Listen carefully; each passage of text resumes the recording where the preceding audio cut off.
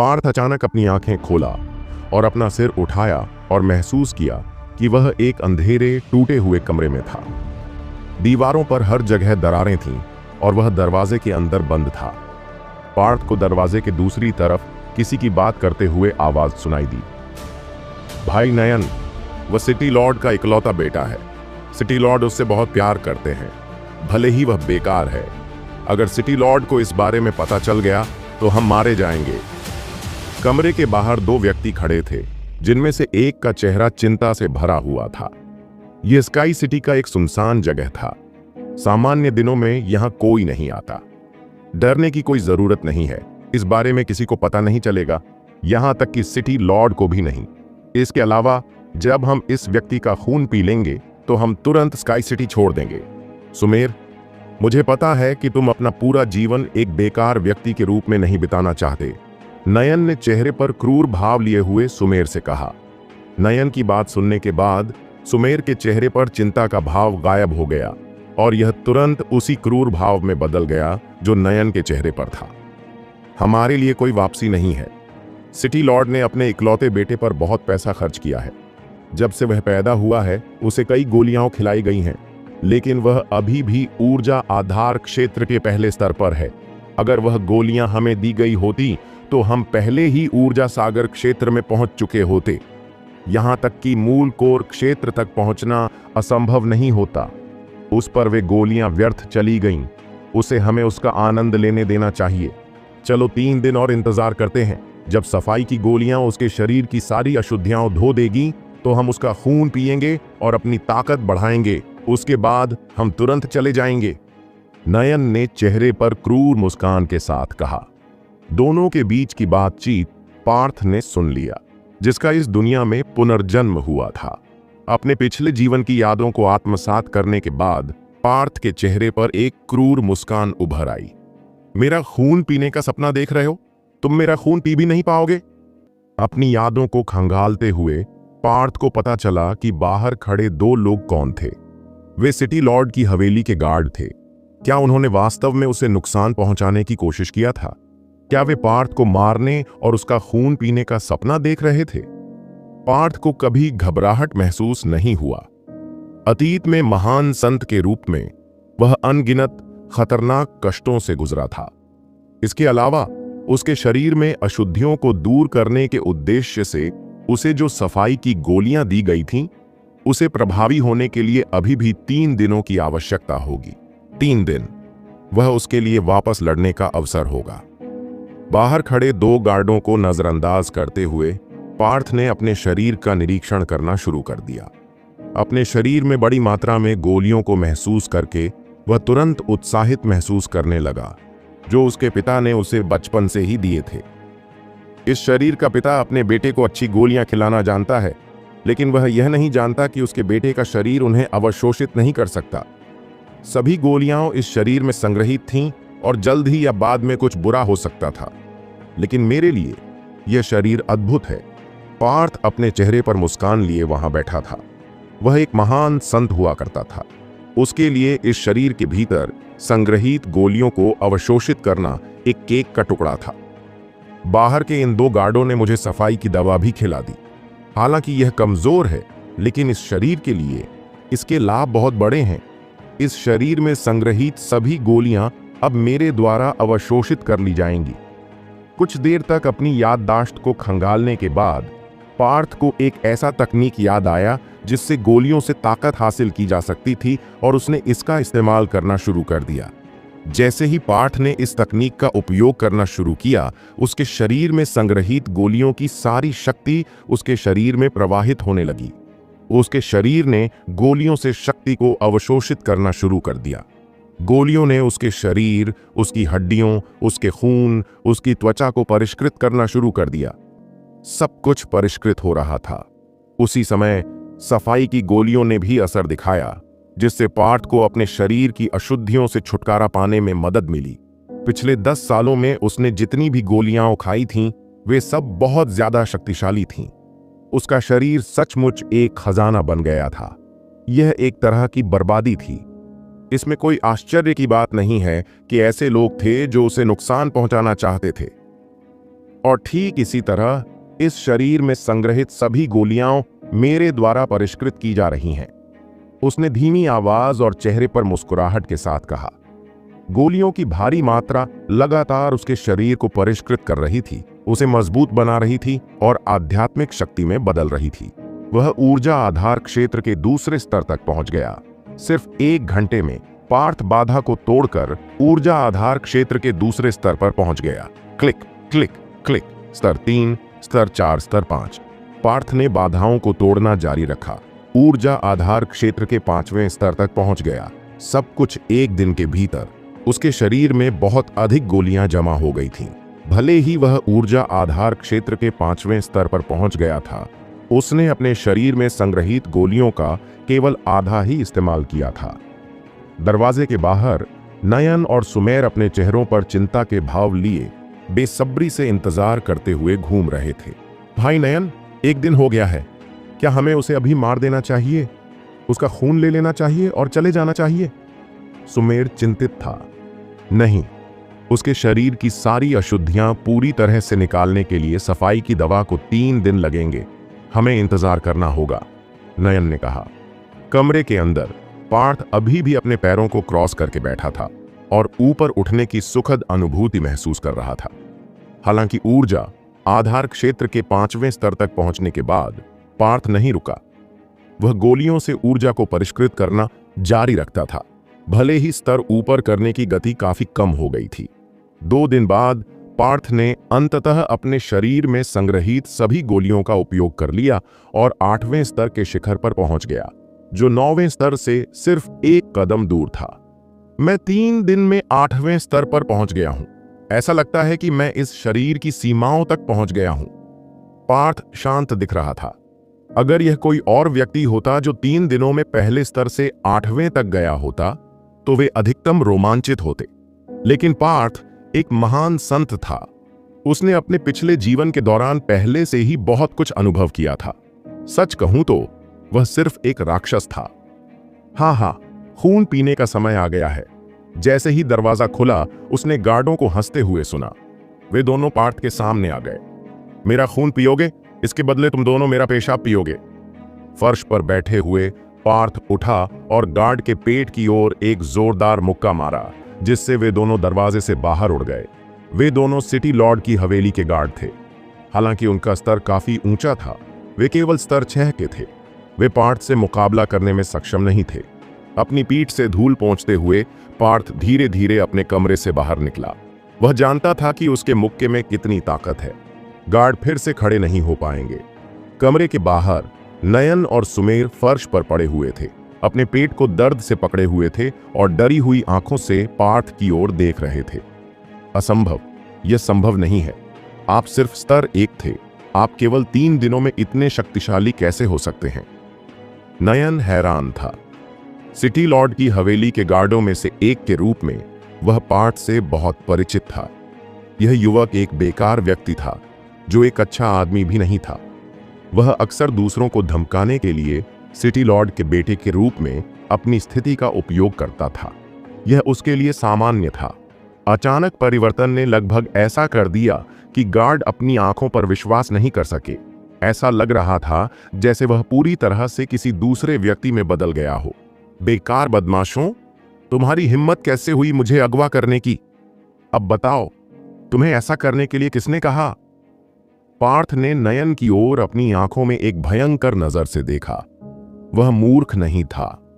वह जानता था कि ये बदमाश उसे छूने की हिम्मत नहीं करेंगे अगर कोई उन्हें ऐसा करने के लिए न कहे। इसके अलावा उनके पास उसे शुद्ध करने वाली गोली खिलाने की क्षमता नहीं होती। नहीं, किसी ने हमें ऐसा करने के लिए नहीं कहा। हम ही आपका खून पीना चाहते थे, नयन ने कहा। चूंकि तुम मुझे सच नहीं बताना चाहते, तो तुम्हें फिर कभी मौका नहीं मिलेगा। पार्थ ने एक कदम आगे बढ़कर नयन की खोपड़ी पर जोरदार प्रहार किया। उसकी खोपड़ी फट गई, जिससे खून और मस्तिष्क के टुकड़े चारों ओर फैल गए। मैं दूसरा मौका नहीं देता। पार्थ ऐसे बोल रहा था जैसे कुछ हुआ ही ना हो। उसने अक्सर इस तरह के खूनी दृश्य देखे थे और उसे केवल उदासीनता महसूस हुई। सुमेर को अपने चारों ओर मौत का एहसास हो रहा था। वह कोई बहादुर व्यक्ति नहीं था और उसने पहले कभी ऐसा कुछ नहीं देखा था। उसका चेहरा पीला पड़ गया था और उसका शरीर हिंसक रूप से कांप रहा था। अब तुम्हारी बारी है, बताओ तुमसे ऐसा करने को किसने कहा? पार्थ ने पलटकर सुमेर से पूछा। नहीं, सच में किसी ने हमें ऐसा करने के लिए नहीं कहा। कृपया मुझे माफ कर दें यंग मास्टर, मेरी जान बख्श दें। सुमेर का चेहरा भूतिया और पीला था। उसके सामने जो व्यक्ति था वह उसका यंग मास्टर नहीं था जिससे वह परिचित था। जिस तरह से उसने उस व्यक्ति को मारा वह बहुत क्रूर था। अभी भी सच नहीं बोलना चाहते? अच्छा, निश्चिंत रहो, मैं तुम्हें आसानी से मरने नहीं दूंगा। मुझे मारने का एक तरीका पता है जहां कोई व्यक्ति तब तक पूरी तरह नहीं मरता जब तक उसका दिल धड़कना बंद न हो जाए।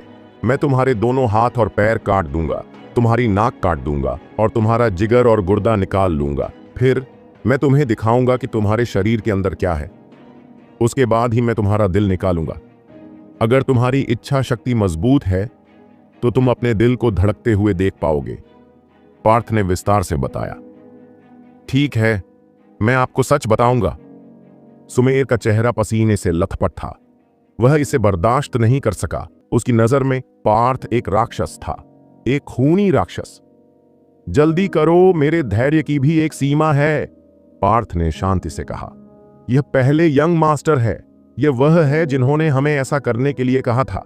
उन्होंने हमें सफाई की दवा भी दी। सुमेर ने बिना किसी हिचकिचाहट के उसे वह सब कुछ बता दिया जो वह जानता था। अन्नय, पार्थ के दिमाग में यह नाम जाना पहचाना था। अन्नय उसके पिता का पालक पुत्र था। इस तथ्य के कारण कि वह बहुत कमजोर था, उसके पिता वेदांत ने एक और बच्चे को गोद ले लिया था। पार्थ की याद में उसके पालक भाई ने हमेशा उसकी अच्छी देखभाल की थी, चाहे उसने कुछ भी किया हो। अन्नय हमेशा उसकी मदद करता था। वह मुझे क्यों मारना चाहेगा? पार्थ ने पूछा। सिटी लॉर्ड ने उन सभी गोलियों के साथ आप पर एक भाग्य खर्च किया। वह ईर्ष्यालु थे और एक बार जब आप मर जाएंगे तो वह कानूनी रूप से मौर्य परिवार का उत्तराधिकारी बनने वाला एकमात्र व्यक्ति बन जाएगा। इसके अलावा कल राय परिवार और मौर्य परिवार के बीच शादी की सगाई का दिन होगा। यदि आप मर जाते हैं तो वह राय परिवार की बेटी से शादी करने में सक्षम होगा। सुमेर ने पार्थ को वह सब कुछ बता दिया जो वह जानता था। तो यह बात है। पार्थ के चेहरे पर एक गंभीर मुस्कान थी। राय परिवार स्काई सिटी में एक बड़ा परिवार था और वे व्यापार उद्योग में बड़े थे। यहां तक कि महापौर ने भी उन्हें उकसाने की हिम्मत नहीं की। अगर मौर्य परिवार उनके परिवार में शादी कर ले तो इससे बहुत बड़ा लाभ होगा। यह नयन एक चालाक आदमी था। अगर यह पार्थ के पुनर्जन्म से पहले वाला आदमी होता तो वह अब तक मर चुका होता। लेकिन अब चीजें पूरी तरह से अलग थीं। इस बार उसके शरीर में एक महान संत का कब्जा था। नयन, तुम्हें इसका हिसाब चुकाना पड़ेगा। यंग मास्टर, जो कुछ मैं जानता हूं वह सब मैंने आपको बता दिया है। कृपया मेरी जान बख्श दीजिए, मैं आपकी हर संभव मदद करूंगा। सुमेर ने पार्थ की ओर झुकते हुए कहा। मुझे तुम्हारे जैसे बेवकूफ की जरूरत नहीं है। पार्थ ने सुमेर की ओर अपनी हथेली बढ़ाया और उसकी विनती तुरंत शांत हो गई। दोनों गार्डों को मारने के बाद पार्थ ने अपना सिर आसमान की ओर उठाया और महसूस किया कि अब बहुत देर हो चुकी है। वह जल्दी से बाहर निकला और पाया कि वह एक सुनसान जगह से घिरा हुआ था। हवा में दुर्गंध भरी हुई थी। उसकी याददाश्त के अनुसार यह स्काई सिटी की सबसे दुर्गम और सुनसान जगह थी। इसे 10 साल से ज्यादा समय से वीरान रखा गया था। आम दिनों में यहां कोई नहीं आता। नयन और सुमेर दोनों भाइयों ने इस जगह को ढूंढकर और उसे यहां कैद करके वाकई बढ़िया काम किया। मैं अपने पिछले जन्म में एक मजबूत व्यक्ति था, इसलिए मैं इस जन्म में कमजोर नहीं रहूंगा। मेरा पिछला जीवन चला गया, बीती बातें भूल जाइए। क्योंकि अब मैं इस शरीर में हूं, इसलिए अब से मैं एक नया पार्ट हूं। तुम्हारा परिवार मेरा परिवार होगा, तुम्हारा दुश्मन मेरा दुश्मन होगा। भविष्य की ओर जाने वाला रास्ता हम साथ साथ चलेंगे। चमकती आंखों के साथ वह इस निर्जन स्थान से चला गया। पिछले 3 दिनों से सिटी लॉर्ड की हवेली में अराजकता का माहौल था जब पार्थ लापता था। हालांकि पिछला पार्थ हमेशा कुछ क्रूर या बुरा करता था, लेकिन वह कभी भी 3 दिनों से ज्यादा गायब नहीं रहा था। वह सिटी लॉर्ड का इकलौता बेटा था। हालांकि सिटी लॉर्ड उसे डांटने में एक दिन भी नहीं चूकते थे, लेकिन उनके दिल में पार्थ के लिए सबसे ज्यादा प्यार था। ये बात पार्थ को दी जाने वाली उन सभी कीमती गोलियों से आसानी से पता चल जाती है जो उन्होंने खिलाई थीं। सिटी लॉर्ड के महल के सभी गार्ड अपने यंग मास्टर की तलाश में निकल पड़े। उन्होंने हर जगह पलट दी, लेकिन फिर भी उसका कोई सुराग नहीं मिला। अंत में सिटी लॉर्ड ने आदेश दिया कि अगर सूर्यास्त तक भी यंग मास्टर नहीं मिल पाता है तो सभी गार्डों को वापस लौटने की जरूरत नहीं होगी। जिस सुनसान जगह पर पार्थ को कैद किया गया था, वहां सुरक्षा गार्डों की एक टीम पहुंची। सभी अन्य स्थानों की तलाशी लेने के बाद वे आखिरकार इस सुनसान इलाके में पहुंचे। आई, यह यंग मास्टर हमें कभी आराम नहीं करने देगा। वह कहीं न कहीं अपने दिन का आनंद ले रहा होगा, लेकिन हम ही पीड़ित हैं। मैंने पूरे दिन कुछ नहीं खाया है। शिकायत करना बंद करो। वह सिटी लॉर्ड का इकलौता बेटा है। कल राय परिवार के साथ शादी की सगाई की तारीख है। अगर हम तब तक यंग मास्टर को नहीं ढूंढ पाए तो हमारे लिए कुछ भी अच्छा होने की उम्मीद मत करो। यंग मास्टर ऐसी सुनसान जगह पर कभी नहीं आएंगे। हम यहां बस अपना समय बर्बाद कर रहे हैं। रुको, आगे कोई है? जब सभी गार्ड शिकायत कर रहे थे तो उनका नेतृत्व करने वाले गार्ड ने सफेद कपड़े पहने एक मानव आकृति को अपनी ओर आते देखा। Young master! गार्ड ने अपनी आंखों में आश्चर्य के भाव के साथ चिल्लाया। उसने अपनी आंखें रगड़ी और फिर से उस मानव आकृति की ओर देखा। यंग मास्टर के अलावा वह और कौन हो सकता है? कप्तान, ये यंग मास्टर है। हमें यंग मास्टर मिल गए हैं। हा हा! गार्ड अपनी जगह से उछल पड़ा। उसका चेहरा उत्साह से भर गया। उसकी आंखों से आंसू बहने लगे, मानो उसके सामने जो व्यक्ति आया था वह यंग मास्टर नहीं बल्कि उसका अपना पिता था। यह यंग मास्टर है। यह वास्तव में यंग मास्टर है। भगवान का शुक्र है। कुछ गार्ड पार्थ की ओर भागने लगे। हालांकि उन्हें नहीं पता था कि उनके यंग मास्टर इस तरह की सुनसान जगह पर क्यों आए हैं, लेकिन इससे कोई फर्क नहीं पड़ता था। सबसे ज्यादा मायने यह रखता था कि उन्होंने अपने यंग मास्टर को जीवित पाया था और ऐसा नहीं लग रहा था कि उनका कोई हाथ या पैर गायब है। दयानंद, तुम सब यहां क्या कर रहे हो? पार्थ ने कप्तान की ओर देखा। वह इस आदमी को जानता था। उसका नाम दयानंद था। यंग मास्टर, हमने आखिरकार आपको ढूंढ ही लिया। अगर आप नहीं मिलते तो सिटी लॉर्ड हम सबको मार डालते। दयानंद ने उत्साह से भरे चेहरे के साथ कहा। ऐसा लग रहा था कि वह खुशी से रोने वाला था। पार्थ के चेहरे पर हैरानी भरी अभिव्यक्ति थी, लेकिन अपनी बुद्धिमत्ता के कारण उसे सब कुछ समझने में 1 सेकंड से ज्यादा समय नहीं लगा। वह पिछले 3 दिनों से लापता था, इसलिए उसके पिता बहुत चिंतित रहे होंगे। वह आसानी से कल्पना कर सकता था कि इन गार्डों को ठीक से नींद नहीं आई होगी। अपने पिता के बारे में सोचते हुए, जिनसे वह अभी तक नहीं मिला था, पार्थ अपने दिल में कुछ गर्मजोशी महसूस कर सकता था।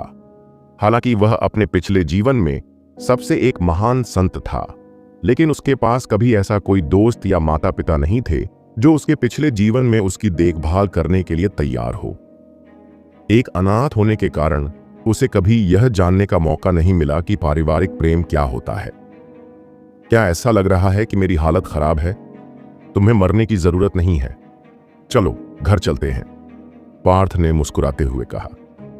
यंग मास्टर, कृपया आप इस घोड़े पर बैठ जाएं। दयानंद ने जल्दी से अपना घोड़ा पार्थ के पास ले आया।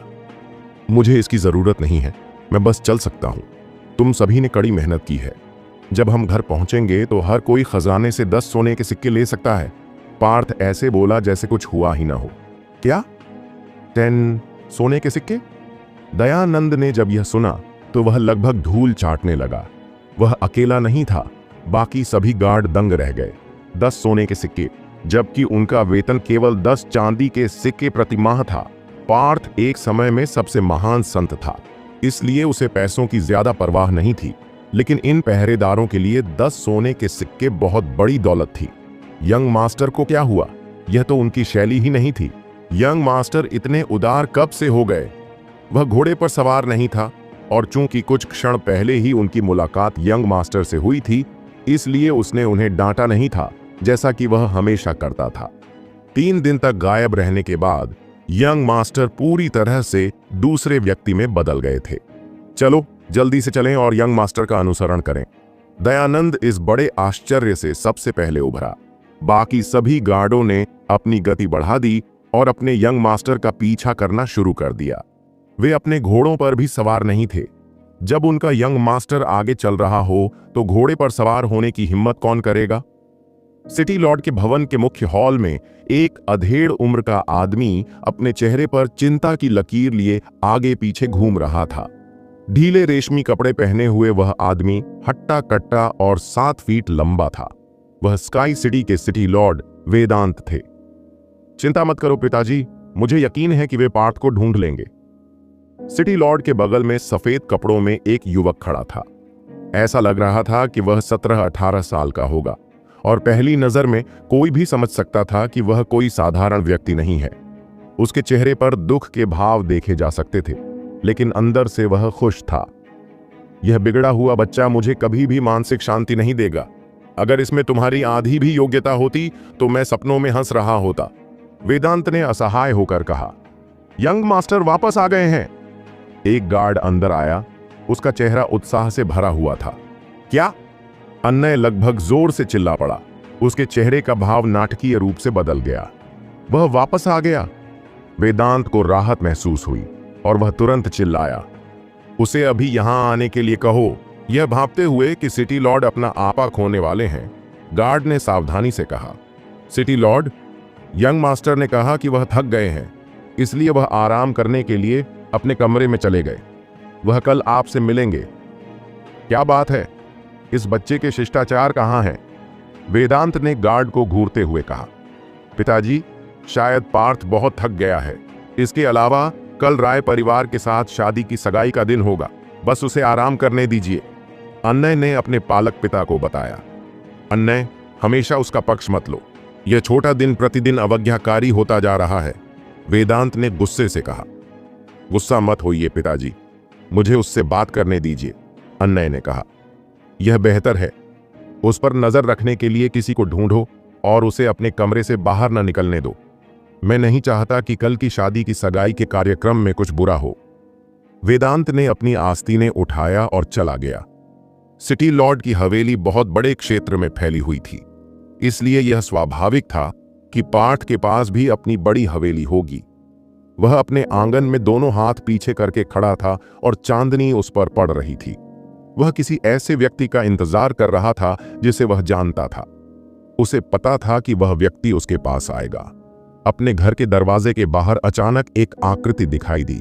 यह अन्नय था। जब उसने पार्थ को अपने घर के आंगन में सुरक्षित खड़ा देखा तो उसके चेहरे पर एक क्रूर भाव उभर आया। बेकार गार्डों, उनकी हिम्मत कैसे हुई इस कमीने को जिंदा वापस आने देने की? चेहरे पर शिकन लिए अन्नय का चेहरा सामान्य हो गया जब वह पार्थ की हवेली में दाखिल हुआ।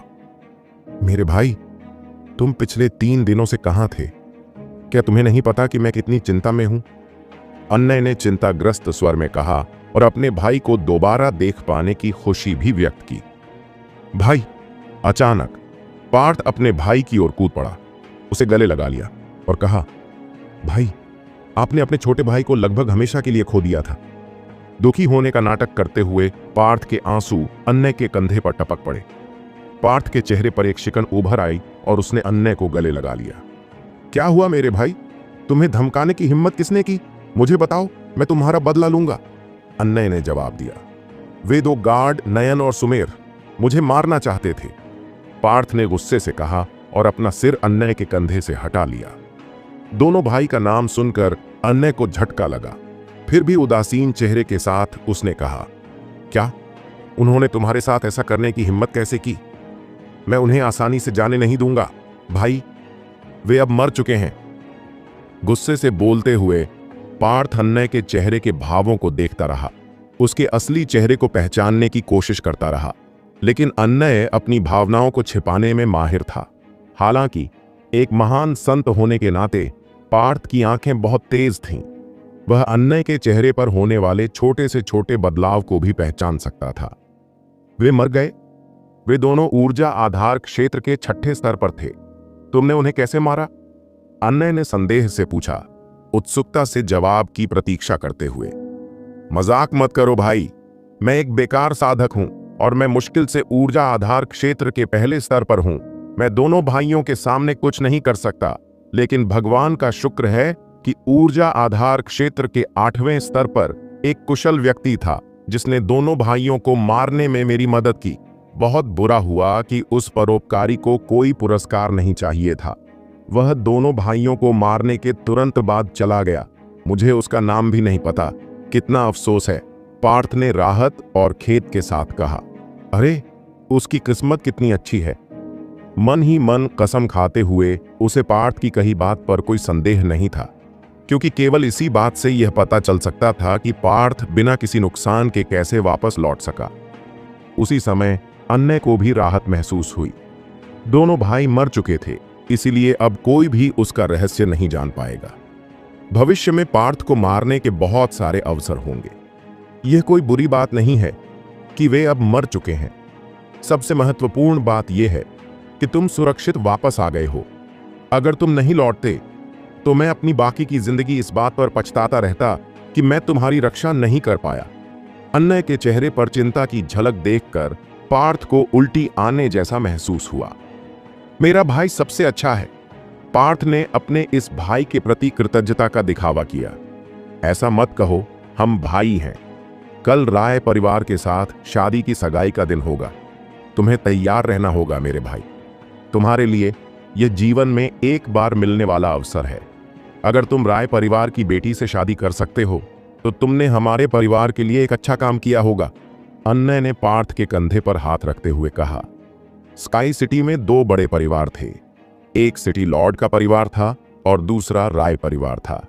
राय परिवार व्यापार उद्योग में एक बहुत बड़ी शक्ति थी और दोनों परिवारों के बीच संबंध विशेष रूप से अच्छे नहीं थे। उनके बीच बहुत प्रतिस्पर्धा थी। अगर वे किसी तरह एक दूसरे से शादी कर लेते तो उनके रिश्ते स्वाभाविक रूप से बेहतर हो जाते, जिससे दोनों पक्षों को बहुत लाभ होता। उनकी बेटी से शादी करूंगा। मुझे इस सब से बाहर रखो। पार्थ ने अपना सिर हिलाया और दृढ़ता से कहा। भाई, यह फैसला तुम्हें नहीं करना है। पिताजी ने इस शादी के लिए बहुत तैयारी की है। तुम अब सब बर्बाद नहीं कर सकते। अन्य पार्थ को मनाने की कोशिश कर रहा था।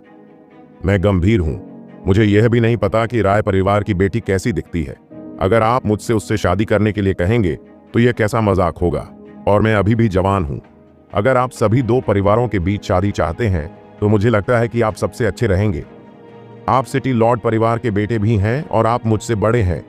मैं आपसे पहले शादी नहीं कर सकता मेरे भाई, बिल्कुल नहीं। मैं ऐसा नहीं करूंगा।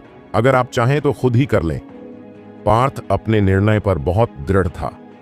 पार्थ की बातें सुनने के बाद अन्य को पहली बार लगा कि उसका यह भाई एक बार कुछ उपयोगी काम कर रहा है, खासकर इसलिए क्योंकि उसका असली मकसद पार्थ को मारना था ताकि वह राय परिवार की बेटी से शादी कर सके और दोनों परिवारों में अपना रुतबा बढ़ा सके। पार्थ इस समय काफी खुश था, लेकिन उसने इसे बिल्कुल भी नहीं दिखाया। बाहर से जो कुछ भी देखा जा सकता था वह एक दयनीय चेहरा था। भाई, आप ही हैं जो हमारे परिवार में मुझे सबसे ज्यादा प्यार करते हैं। मैं मिस राय से शादी नहीं करना चाहता। चूंकि आप मेरे भाई हैं तो आप उनसे शादी क्यों नहीं करते? पार्थ ने गंभीर स्वर में कहा। ऐ भाई, ऐसा नहीं है कि मैं आपकी मदद नहीं करना चाहता, लेकिन मैं तो बस एक पाला हुआ बेटा हूं। अगर मैं मिस राय से शादी करने के लिए राजी भी हो जाता तो भी पिताजी मुझे उससे शादी नहीं करने देते। यह व्यवस्था खास तौर पर तुम्हारे लिए तैयार की गई है। अन्य ने असहाय भाव से कहा, लेकिन वह मन ही मन हंस रहा था, क्योंकि अगर पार्थ उससे शादी नहीं करना चाहता था तो स्वाभाविक रूप से वही उसकी जगह लेगा। जब तक आप सहमत हैं, मैं वादा कर सकता हूं कि कल आप ही मिस राय से शादी करेंगे। पार्थ ने बोलते हुए अपनी छाती पर हाथ मारा। वास्तव में अन्य को बहुत खुशी हुई। बिल्कुल, पार्थ ने बड़े आत्मविश्वास के साथ कहा। ठीक है, हम भाई हैं। इस बार मैं तुम्हारी मदद करूंगा और फिर मिस राय से शादी करूंगा। उसने ऐसे उत्तर दिया जैसे वह पार्थ पर कोई बड़ा उपकार कर रहा हो, लेकिन अंदर ही अंदर अन्य का मन पहले से ही अत्यधिक रोमांचित था। तुम सचमुच मेरे भाई हो, पार्थ ने चेहरे पर आभार व्यक्त करते हुए कहा, मानो वह जोर से रोने वाला हो। भाई, हम इसे ऐसे ही करेंगे।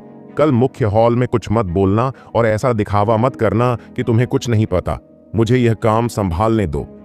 पार्थ ने कहा। कोई बात नहीं, तो मैं अब चलता हूं और तुम्हें आराम करने देता हूं। जाने से पहले पार्थ के कंधे को थपथपाते हुए अन्य सोच रहा था कि उसका भाई इस मामले में उसकी कैसे मदद करने वाला है, लेकिन उसने अतीत में जो कुछ देखा था उससे यह बहुत संभव था कि उसका यह बेकार भाई कल एक अराजक दृश्य पैदा कर दे। मिस राय से शादी करने पर न केवल सिटी लॉर्ड के परिवार में मेरा रुतबा बढ़ेगा बल्कि राय परिवार में भी मेरी जगह होगी। वह कितना मूर्ख है जो शादी के अनुरोध को ठुकरा रहा है और मुझे अपनी जगह लेने के लिए कह रहा है। बहरहाल उसने मेरे लिए कुछ अच्छा किया है। जब मैं दोनों परिवारों में पर्याप्त अधिकार हासिल कर लूंगा तो मैं उससे छुटकारा पाने का कोई रास्ता खोज लूंगा। अन्य ने हवेली से निकलते ही अपना असली रंग दिखा दिया। हवेली के दूसरी ओर पार्थ एक गंभीर मुस्कान के साथ खड़ा था। मेरे साथ खिलवाड़ कर रहे हो, तुम इसके कारण मारे जाओगे। अगली सुबह लोग सिटी लॉर्ड के हॉल को रिबन और रोशनी से सजाने में व्यस्त थे। आज दोनों परिवारों के लिए सगाई समारोह का दिन था, ऐसा कुछ जो स्काई सिटी के इतिहास में पहले कभी नहीं हुआ था। राय परिवार का मुखिया प्रकट हो गया है। पृष्ठभूमि में गार्डों की जोरदार घोषणा के साथ एक हृष्ट-पुष्ट आदमी सिटी लॉर्ड के निवास के मुख्य द्वार से अंदर आया। इस व्यक्ति का शरीर इतना विशालकाय था कि उसके पास खड़े होने पर महापौर भी दुबले पतले लग रहे थे।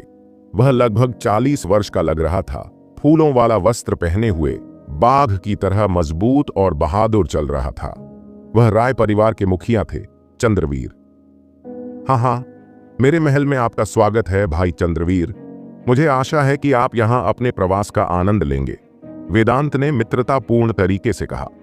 वेदांत अपने बेटे अन्य और पार्थ को साथ लेकर उनकी ओर चलने लगा। यह मेरी खुशी की बात है सिटी लॉर्ड वेदांत। आज हमारे परिवारों के लिए शादी की सगाई की तारीख है। मैं इसे बहुत गंभीरता से लेता हूं। हालांकि चंद्रवीर साहसी और स्पष्टवादी दिखता था, लेकिन पार्थ की नजर में वह सिर्फ एक बूढ़ा चालाक व्यक्ति था। पार्थ ने चंद्रवीर के पीछे देखा, लेकिन वह वहां किसी को नहीं देख सका। चंद्रवीर अकेले आया था। बेशक यह पर्याप्त से अधिक था। स्काई सिटी में लगभग कोई भी ऐसा कार्यक्रम नहीं था जिसमें चंद्रवीर को भाग लेने की आवश्यकता थी, लेकिन सिर्फ उसका यहां अकेले आना, वह पूरे राय परिवार का अकेले प्रतिनिधित्व कर सकता था। कृपया अंदर आइए भाई चंद्रवीर। स्वागतपूर्ण भाव के साथ वेदांत ने सभी को मुख्य हॉल की ओर ले गया। मुख्य हॉल के अंदर वेदांत चंद्रवीर के सामने बैठे थे। पार्थ और अन्य उनके पीछे खड़े थे। भाई वेदांत, मैं सीधे मुद्दे पर आता हूं। आज मेरे आने का उद्देश्य मेरी बेटी की शादी आपके परिवार में करने की इच्छा है। यहाँ हम आपके बेटे और मेरी बेटी की आधिकारिक शादी समारोह की तारीख तय करेंगे। चंद्रवीर ने यह बात खुलकर कही। बेशक एक बार उनकी शादी हो जाए तो हमारे दोनों परिवार स्काई सिटी में समृद्ध हो जाएंगे। अपना सिर हिलाते हुए वेदांत ने मुड़कर पार्थ से कहा, पार्थ आगे आओ और अपने ससुर का अभिवादन करो। बहुत बढ़िया, आपका बेटा बहुत अच्छा है और दिखने में भी अच्छा है। चंद्रवीर ने पार्थ को देखा और उसकी प्रशंसा करता रहा, लेकिन अंदर से वह जानता था कि वह सिर्फ बकवास कर रहा था, क्योंकि स्काई सिटी में हर कोई पार्थ की खराब प्रतिष्ठा के बारे में जानता था। जब बात साधना की आती थी तो वह घटिया प्रतिभा वाला एक प्ले बॉय था, लेकिन चंद्रवीर को इसकी बिल्कुल भी परवाह नहीं थी। वह अपने होने वाले दामाद से बहुत संतुष्ट लग रहा था। अधिकांश समय परिवार का हित व्यक्तिगत हितों से अधिक महत्वपूर्ण होता था। पिताजी, मुझे लगता है आप गलत हैं, पार्थ ने आश्चर्य व्यक्त करते हुए कहा। क्या यह शादी बड़े भाई के लिए नहीं है? पार्थ ने जो कहा उससे वेदांत और चंद्रवीर चकित रह गए। चंद्रवीर ने अपना सिर अन्य की ओर बढ़ाया और अन्य का मूल्यांकन करना शुरू कर दिया। वह खुद को अपना सिर हिलाने से नहीं रोक सका। इसे हम एक प्रतिभाशाली और अच्छे दिखने वाले युवक कहते हैं। इतनी कम उम्र में वह ऊर्जा आधार क्षेत्र के 9वें स्तर पर पहुंच गया है। पार्थ, यह बकवास बंद करो, वेदांत ने चेहरे पर शिकन लाते हुए कहा। पिताजी, मैं बेवकूफ नहीं हूं। मेरी योग्यता के अनुसार मैं मिस राय के लिए सही व्यक्ति नहीं हूं। मेरे साथ वह शायद कष्ट में होगी। मेरा बड़ा भाई इतनी कम उम्र में ऊर्जा साधना क्षेत्र के 9वें स्तर पर पहुंच चुके हैं। स्काई सिटी के युवाओं में वह मिस राय से शादी करने के लिए सबसे अच्छी योग्यता वाला व्यक्ति है। मैं अभी भी शादी करने के लिए बहुत छोटा हूं। हालांकि बड़े भाई और मिस राय अभी तक नहीं मिले हैं, फिर भी वह उनसे शादी करने में दिलचस्पी रखते हैं। अगर वह मिस राय से शादी कर सकते हैं तो यह एक आदर्श जोड़ी होगी और यह राय परिवार के साथ हमारे रिश्ते को भी बेहतर बनाएगा। आत्मविश्वास से अपना भाषण देते हुए पार्थ ने बार बार अपने बड़े भाई की प्रशंसा की। पार्थ के बगल में खड़े होकर अन्नय लगभग रोना चाहता था। ऐसा इसलिए था क्योंकि उसे कभी पता नहीं चला कि उसका छोटा भाई उससे कितना प्यार करता था। हाँ, तो भाई वेदांत आपके सबसे बड़े बेटे की शादी में मदद करना चाहता है। मुझे कभी नहीं पता था कि अन्नय मेरी बेटी से इतना प्यार करता था। यह एक दुर्लभ बात है। चंद्रवीर जोर से हंस रहा था। हाँ, यह शादी की व्यवस्था दोनों परिवारों के सर्वोत्तम हित में थी, लेकिन अगर उसे अन्नय और पार्थ के बीच चयन करने का मौका मिला तो वह पार्थ को चुनने के लिए इतना मूर्ख नहीं होगा। वेदांत गुस्से से उबल रहा था। वह खुशी खुशी इस कमीने को घर से बाहर निकाल देगा। हालांकि वह यह देखकर चुप रहा कि चंद्रवीर कितना खुश था। पार्थ ने अन्नय की अत्यधिक प्रशंसा किया था और उसने यह झांक किया कि अन्नय मिस राय को पसंद करता था। वेदांत जानता था कि अगर वह जोर देगा तो न केवल उसका बेटा भड़क जाएगा बल्कि चंद्रवीर भी खुश नहीं होगा। अन्नय, आओ अपने ससुर से मिलो, वेदांत ने कमजोर और असहाय होकर एक मुस्कान के साथ कहा जो उसकी आंखों तक नहीं पहुंच सकी। आपको नमस्कार ससुर जी। अन्नय ने चंद्रवीर की ओर आदरपूर्वक झुककर प्रणाम किया। हंसो और खुश रहो क्योंकि बाद में तुम रोओगे, पार्थ ने सोचा। उसने अपना गला साफ किया और कहा, अंकल चंद्रवीर, मेरे बड़े भाई की भी एक और इच्छा है। ओह, बोलो तो। जब भाई वेदांत और मैं साथ हों तो कोई भी इच्छा असंभव नहीं है। जाहिर है चंद्रवीर बहुत अच्छे मूड में था। दूसरी ओर अन्नय स्तब्ध था। उसने पार्थ की ओर देखा, यह याद करने की कोशिश कर रहा था कि उसने पार्थ से क्या कहा था। उसे याद नहीं आ रहा था कि उसने उससे ऐसी कोई बात कही थी। मेरे भाई ने मुझे बताया कि वह लंबे समय से राय परिवार की प्रशंसा करता रहा है। अगर वह राय परिवार में शादी कर सकता है तो उसे इस जीवन में कुछ और नहीं चाहिए होगा, पार्थ ने चेहरे पर मुस्कान के साथ कहा। उसकी लोमड़ी की पूंछ अंततः प्रकट हो गई थी। पार्थ की बात सुनकर अन्नय का चेहरा तुरंत काला पड़ गया। भाई, तुमने अभी क्या कहा? अन्नय ने गहरी धीमी आवाज में पूछा। भाई, यही तो आपने मुझे बताया था, है ना? ओह, मुझे पता है, आपको खुद कहने में शर्म आ रही है। चिंता मत करिए, अपने छोटे भाई को बात करने दो। पिताजी और अंकल चंद्रवीर यहां हैं। तुम्हारी इच्छा जरूर पूरी होगी। इसके अलावा तुम लंबे समय से मिस राय की प्रशंसा कर रहे हो, यह एक तथ्य है ना? चंद्रवीर को खुशी और गर्व महसूस हुआ जब उसने पार्थ की बात सुना। उसने मन ही मन सोचा कि यह बेकार युवक निश्चित रूप से अच्छी तरह से बोलना जानता है। भाई, तुम... अन्नय घबरा रहा था। हाँ, वह मिस राय से शादी करना चाहता था, लेकिन वह उनके परिवार में शादी नहीं करना चाहता था। वह चाहता था कि मिस राय उसके साथ सिटी लॉर्ड की हवेली में रहे। वह उनके परिवार में शादी करके उनके साथ नहीं रहना चाहता था। यदि वह सिटी लॉर्ड की हवेली छोड़ देता है तो वह राय के परिवार का हिस्सा बन जाएगा और सिटी लॉर्ड के परिवार से उसका कोई लेना देना नहीं होगा। उसके सभी वर्षों के प्रयास बर्बाद हो जाएंगे और इससे भी बदतर बात यह है कि यदि वह राय परिवार में शादी करता है तो उसे कभी भी महत्वपूर्ण मामलों को संभालने का मौका नहीं मिलेगा। इसलिए लोग निश्चित रूप से उसे नीची नजर से देखेंगे। अगर ऐसा हुआ तो उसका भविष्य बर्बाद हो जाएगा। क्या? मुझे मत बताओ कि तुमने कल मुझसे जो कहा वह सब झूठ था। आप राय परिवार की प्रशंसा कर रहे थे, क्या वह झूठ था? यह आपकी तरह नहीं है मेरे भाई। पार्थ ने अन्नय को बोलने का मौका दिए बिना ही जवाबी हमला कर दिया। वह जानबूझकर ऐसा कर रहा था। उसने पहले ही इसकी योजना बना ली होगी। अन्नय इतना गुस्से में था कि वह चाहता था कि वह अभी पार्थ को मार डाले।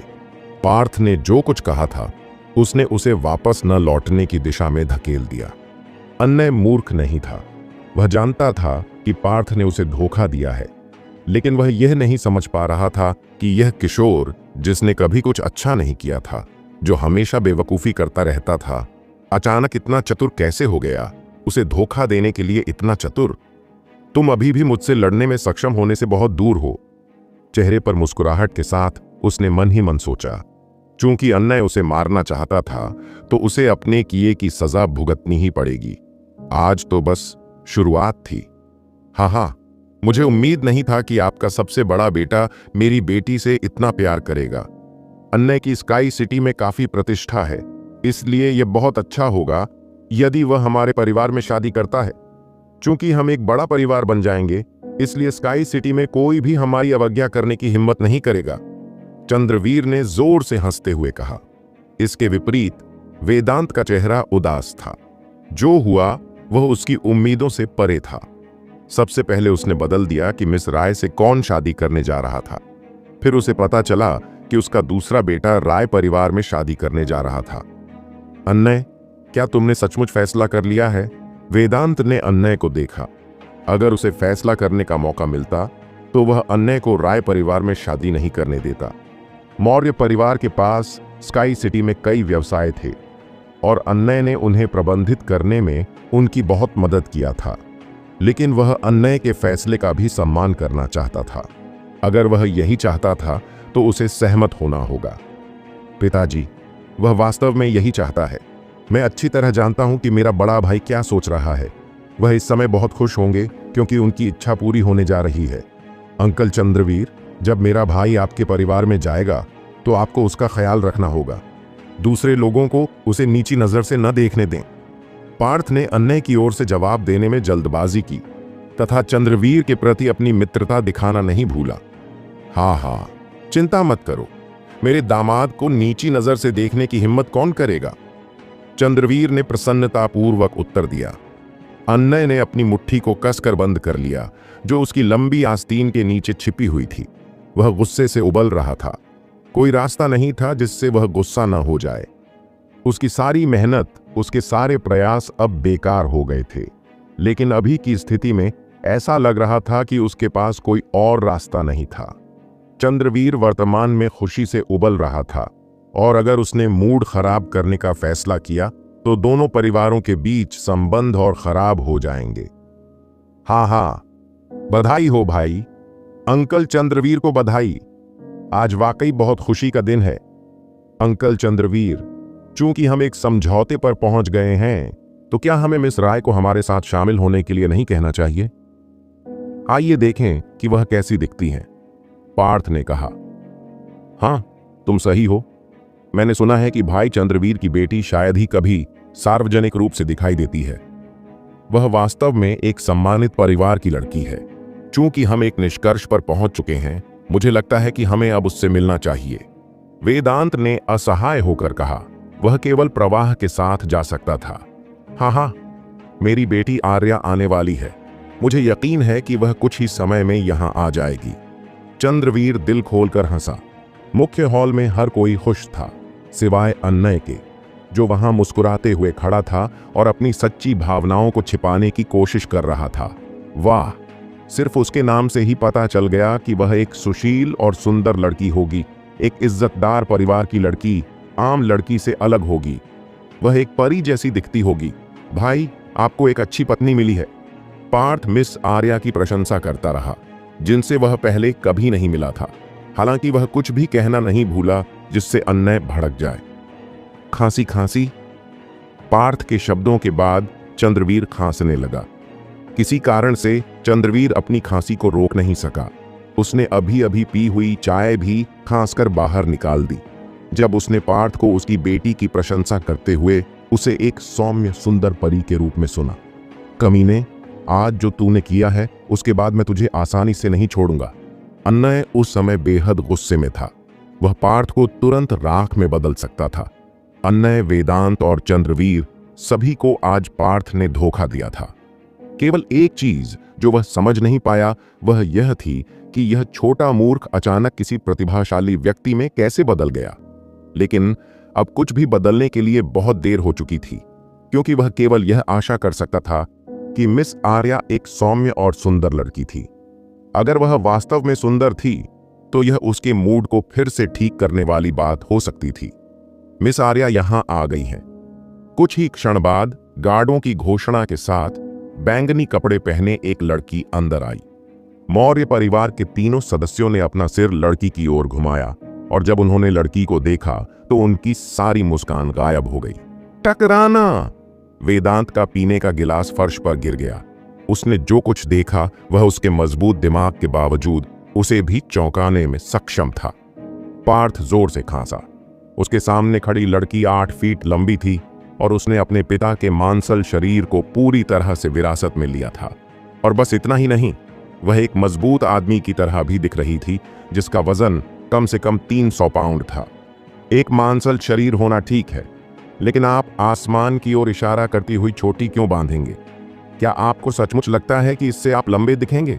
और वह चेहरा, त्वचा का रंग वास्तव में तैलीय है और उसकी अतिरिक्त त्वचा उसके ऊपर ही चिपकी हुई है और उसके लाल होंठ वे बहुत बड़े हैं। कल्पना कीजिए कि अगर उसने किसी को चूमने की कोशिश की होती। उफ! पार्थ को मन ही मन उल्टी आ रही थी। भले ही वह एक बार महान संत था और उसने बहुत कुछ देखा था, लेकिन उसने पहले कभी इतनी बदसूरत लड़की नहीं देखी थी। हाँ, यह दुनिया की सबसे बदसूरत लड़की थी, किसी से कम नहीं। कम से कम यह पार्थ की राय थी। और विडंबना यह है कि उसका नाम आर्या था। उसका चेहरा लाल हो गया। पार्थ को अपनी हंसी रोकने में मुश्किल हो रही थी, लेकिन वह अपने मन में जोर से हंस रहा था। अन्याय? यह कर्म है। पार्थ ने मन ही मन चंद्रवीर की प्रशंसा करते हुए सोचा, आप एक महान पिता हैं। आपने अपनी बेटी को ऐसे महान जीन दिए हैं और अपनी बेटी का नाम आर्या रखने के लिए भी आप एक प्रतिभाशाली व्यक्ति हैं।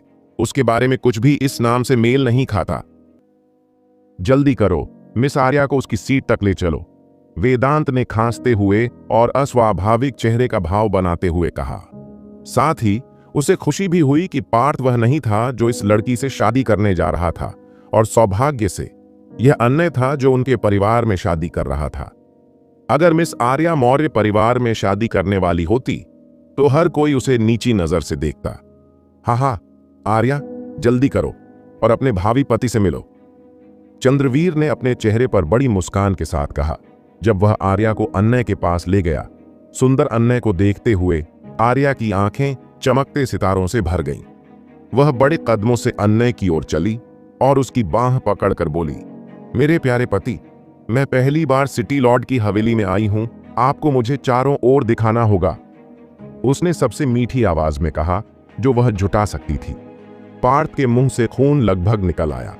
वह अपनी हंसी को रोकने के कारण अपने सभी आंतरिक अंगों में ऐंठन महसूस कर सकता था। वह मिस आर्या की मीठी आवाज को बर्दाश्त नहीं कर सका, जो एक जानवर के चीखने जैसी लग रही थी। इसने उसकी रीढ़ में सिहरन पैदा कर दी। हा, कौन जानता है कि अन्य इस समय क्या महसूस कर रहा होगा। मुझे यकीन है कि वह इस समय मौत की कामना कर रहा होगा। हाँ, अन्य, आर्या को ले जाके घुमाओ, वेदांत ने सिर हिलाते हुए कहा।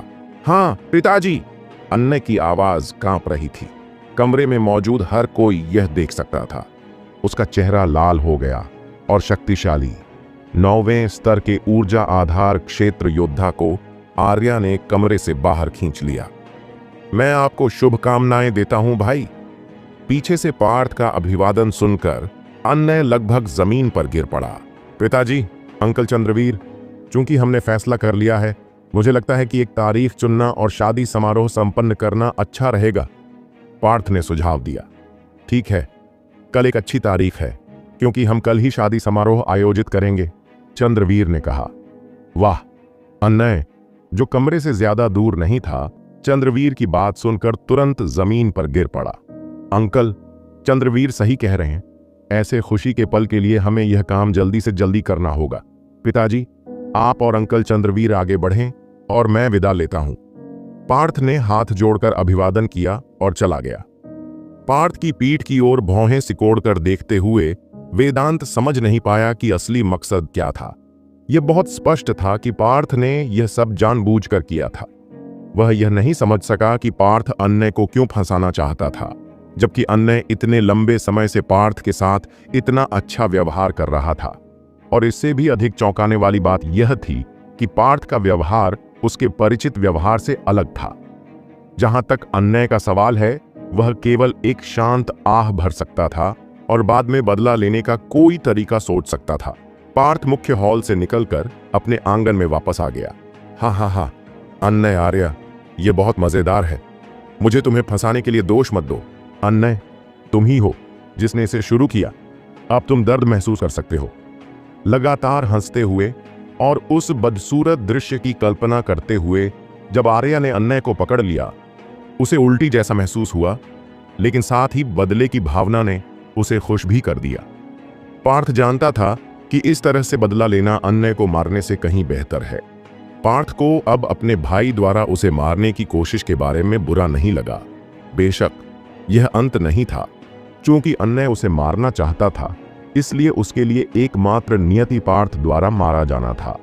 पार्थ के लिए अभी जो सबसे महत्वपूर्ण था वह था प्रशिक्षण। संत मूल ब्रह्मांड के सभी लोग मजबूत का सम्मान करते थे। कोई फर्क नहीं पड़ता कि आप कहां गए, अगर आप एक कुशल योद्धा थे तो लोग आपकी प्रशंसा करेंगे। हालांकि पार्थ एक महान संत था, लेकिन पुनर्जन्म के बाद उसे फिर से शुरुआत से शुरू करना पड़ा।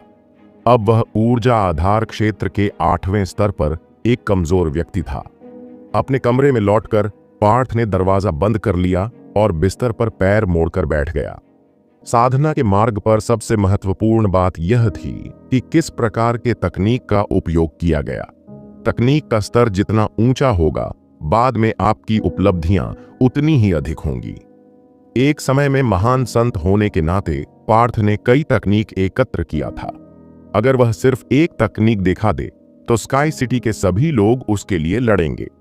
संत मूल ब्रह्मांड में तकनीक को 4 श्रेणियों में वर्गीकृत किया गया था: नश्वर, पृथ्वी, स्वर्ग और संत।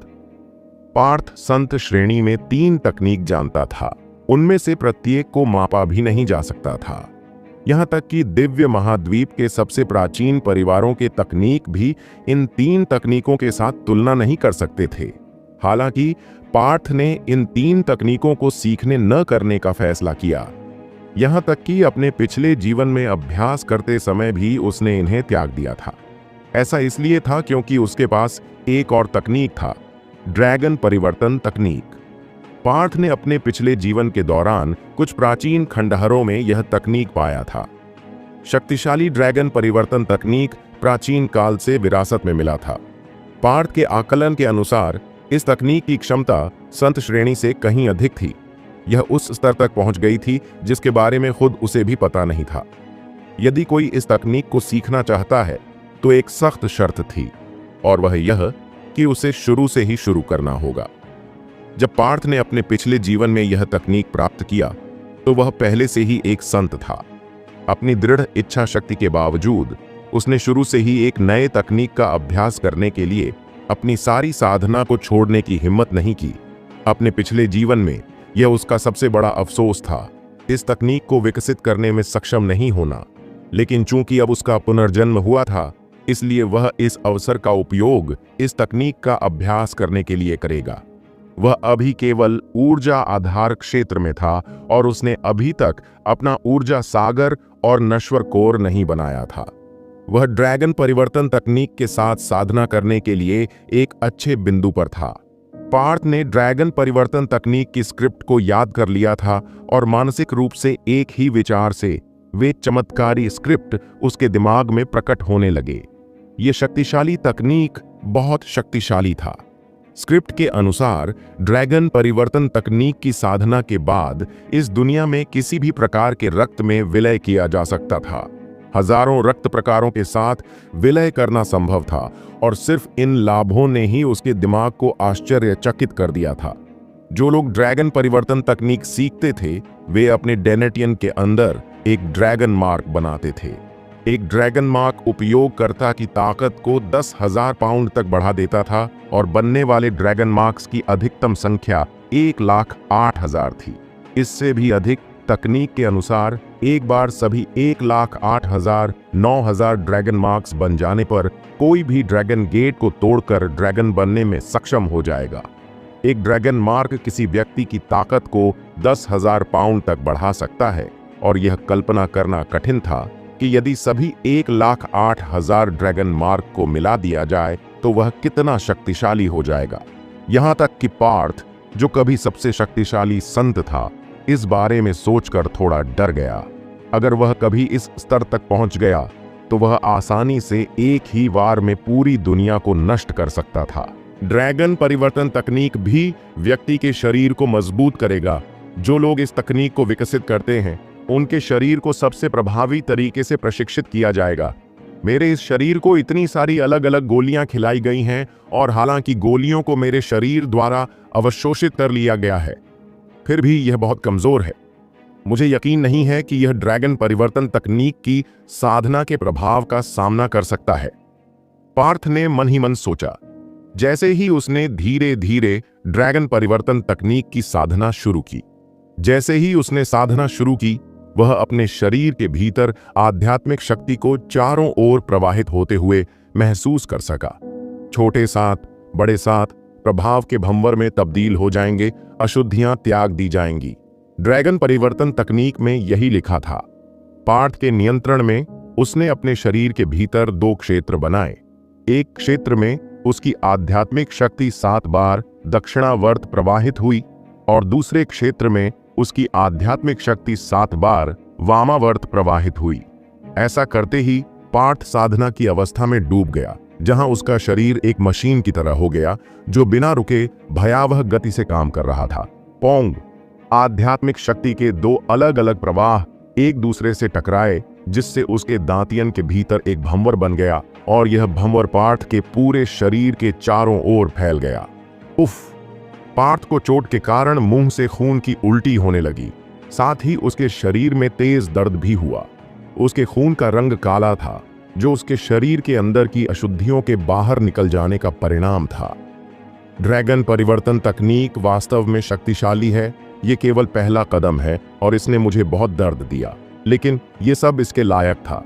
परिणाम असाधारण थे। ये काला निशान दर्शाता है कि मेरे शरीर के भीतर की अशुद्धियां खत्म कर दी गई हैं।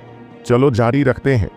अपनी इच्छा शक्ति के कारण, जो उसने एक समय में महानतम संत के रूप में प्राप्त किया था, उसे साधना के संबंध में अन्य किसी की अपेक्षा अधिक अनुभव था। शांत रहा। ध्यान केंद्रित करना ही कुंजी है। जब शक्ति अधिकतम पर पहुंच जाती है, तभी ड्रैगन रूपांतरण शुरू होता है।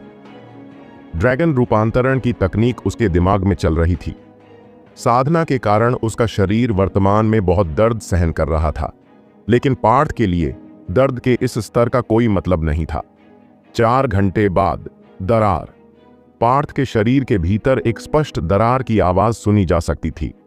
उसके दांतियन में आध्यात्मिक शक्ति के भंवर उसके शरीर के हर हिस्से में घुस गए, जिससे उसे ऊर्जा आधार क्षेत्र के 9वें स्तर तक पहुंचने में मदद मिली। यहां तक कि पार्थ ने भी नहीं सोचा था कि ड्रैगन परिवर्तन तकनीक इतना शक्तिशाली होगा। केवल 4 घंटे की साधना करके वह अगले स्तर तक पहुंचने में कामयाब हो गया और ऊर्जा आधार क्षेत्र के 9वें स्तर तक पहुंच गया। उसकी आध्यात्मिक शक्ति बढ़ने के अलावा उसका शरीर भी पहले से अधिक मजबूत हो गया था। इस वजह से उसकी ताकत और रक्षा दोनों में काफी सुधार हुआ था। ड्रैगन परिवर्तन तकनीक की साधना के दौरान पार्थ के शरीर के भीतर आध्यात्मिक शक्ति फिर से 2 अलग अलग भंवरों में बन गई थी। बहुत तेज गति से दोनों भंवर उसके डेंटियन की ओर बहने लगे और एक रक्त रंग का ड्रैगन मार्क बनाने लगा। हालांकि ड्रैगन मार्क का रंग पीला था और अभी भी उज्जवल होने से बहुत दूर था। इस विचार को ध्यान में रखते हुए पीला ड्रैगन मार्क हिंसक रूप से हिलने लगा, जिससे उसमें से एक शक्तिशाली बल निकला। हाँ! चिल्लाते हुए पार्थ ने जोर से एक मुक्का मारा, जिससे घर्षण के कारण हवा में गड़गड़ाहट की आवाज पैदा हो गई। अच्छा, मेरे मुक्के की शक्ति 5000 पाउंड तक पहुंच गई है और पहला ड्रैगन मार्क भी पूरी तरह से नहीं बना है। एक बार यह पूरी तरह से बन जाए तो मेरे पास हर मुक्के के पीछे 10,000 पाउंड का बल होगा। ऊर्जा आधार क्षेत्र के 9वें स्तर पर कोई भी साधारण साधक केवल 3000 पाउंड के बल के साथ मुक्का मार सकता है और कुछ प्रतिभाशाली लोग 4000 पाउंड तक पहुंच सकते हैं, लेकिन केवल ड्रैगन परिवर्तन तकनीक की साधना करके मैं 5000 पाउंड के बल के साथ मुक्का मार सकता हूं। यह भयानक है। ऊर्जा आधार क्षेत्र के 9वें स्तर पर किसी के लिए 5000 पाउंड अविश्वसनीय रूप से शक्तिशाली था।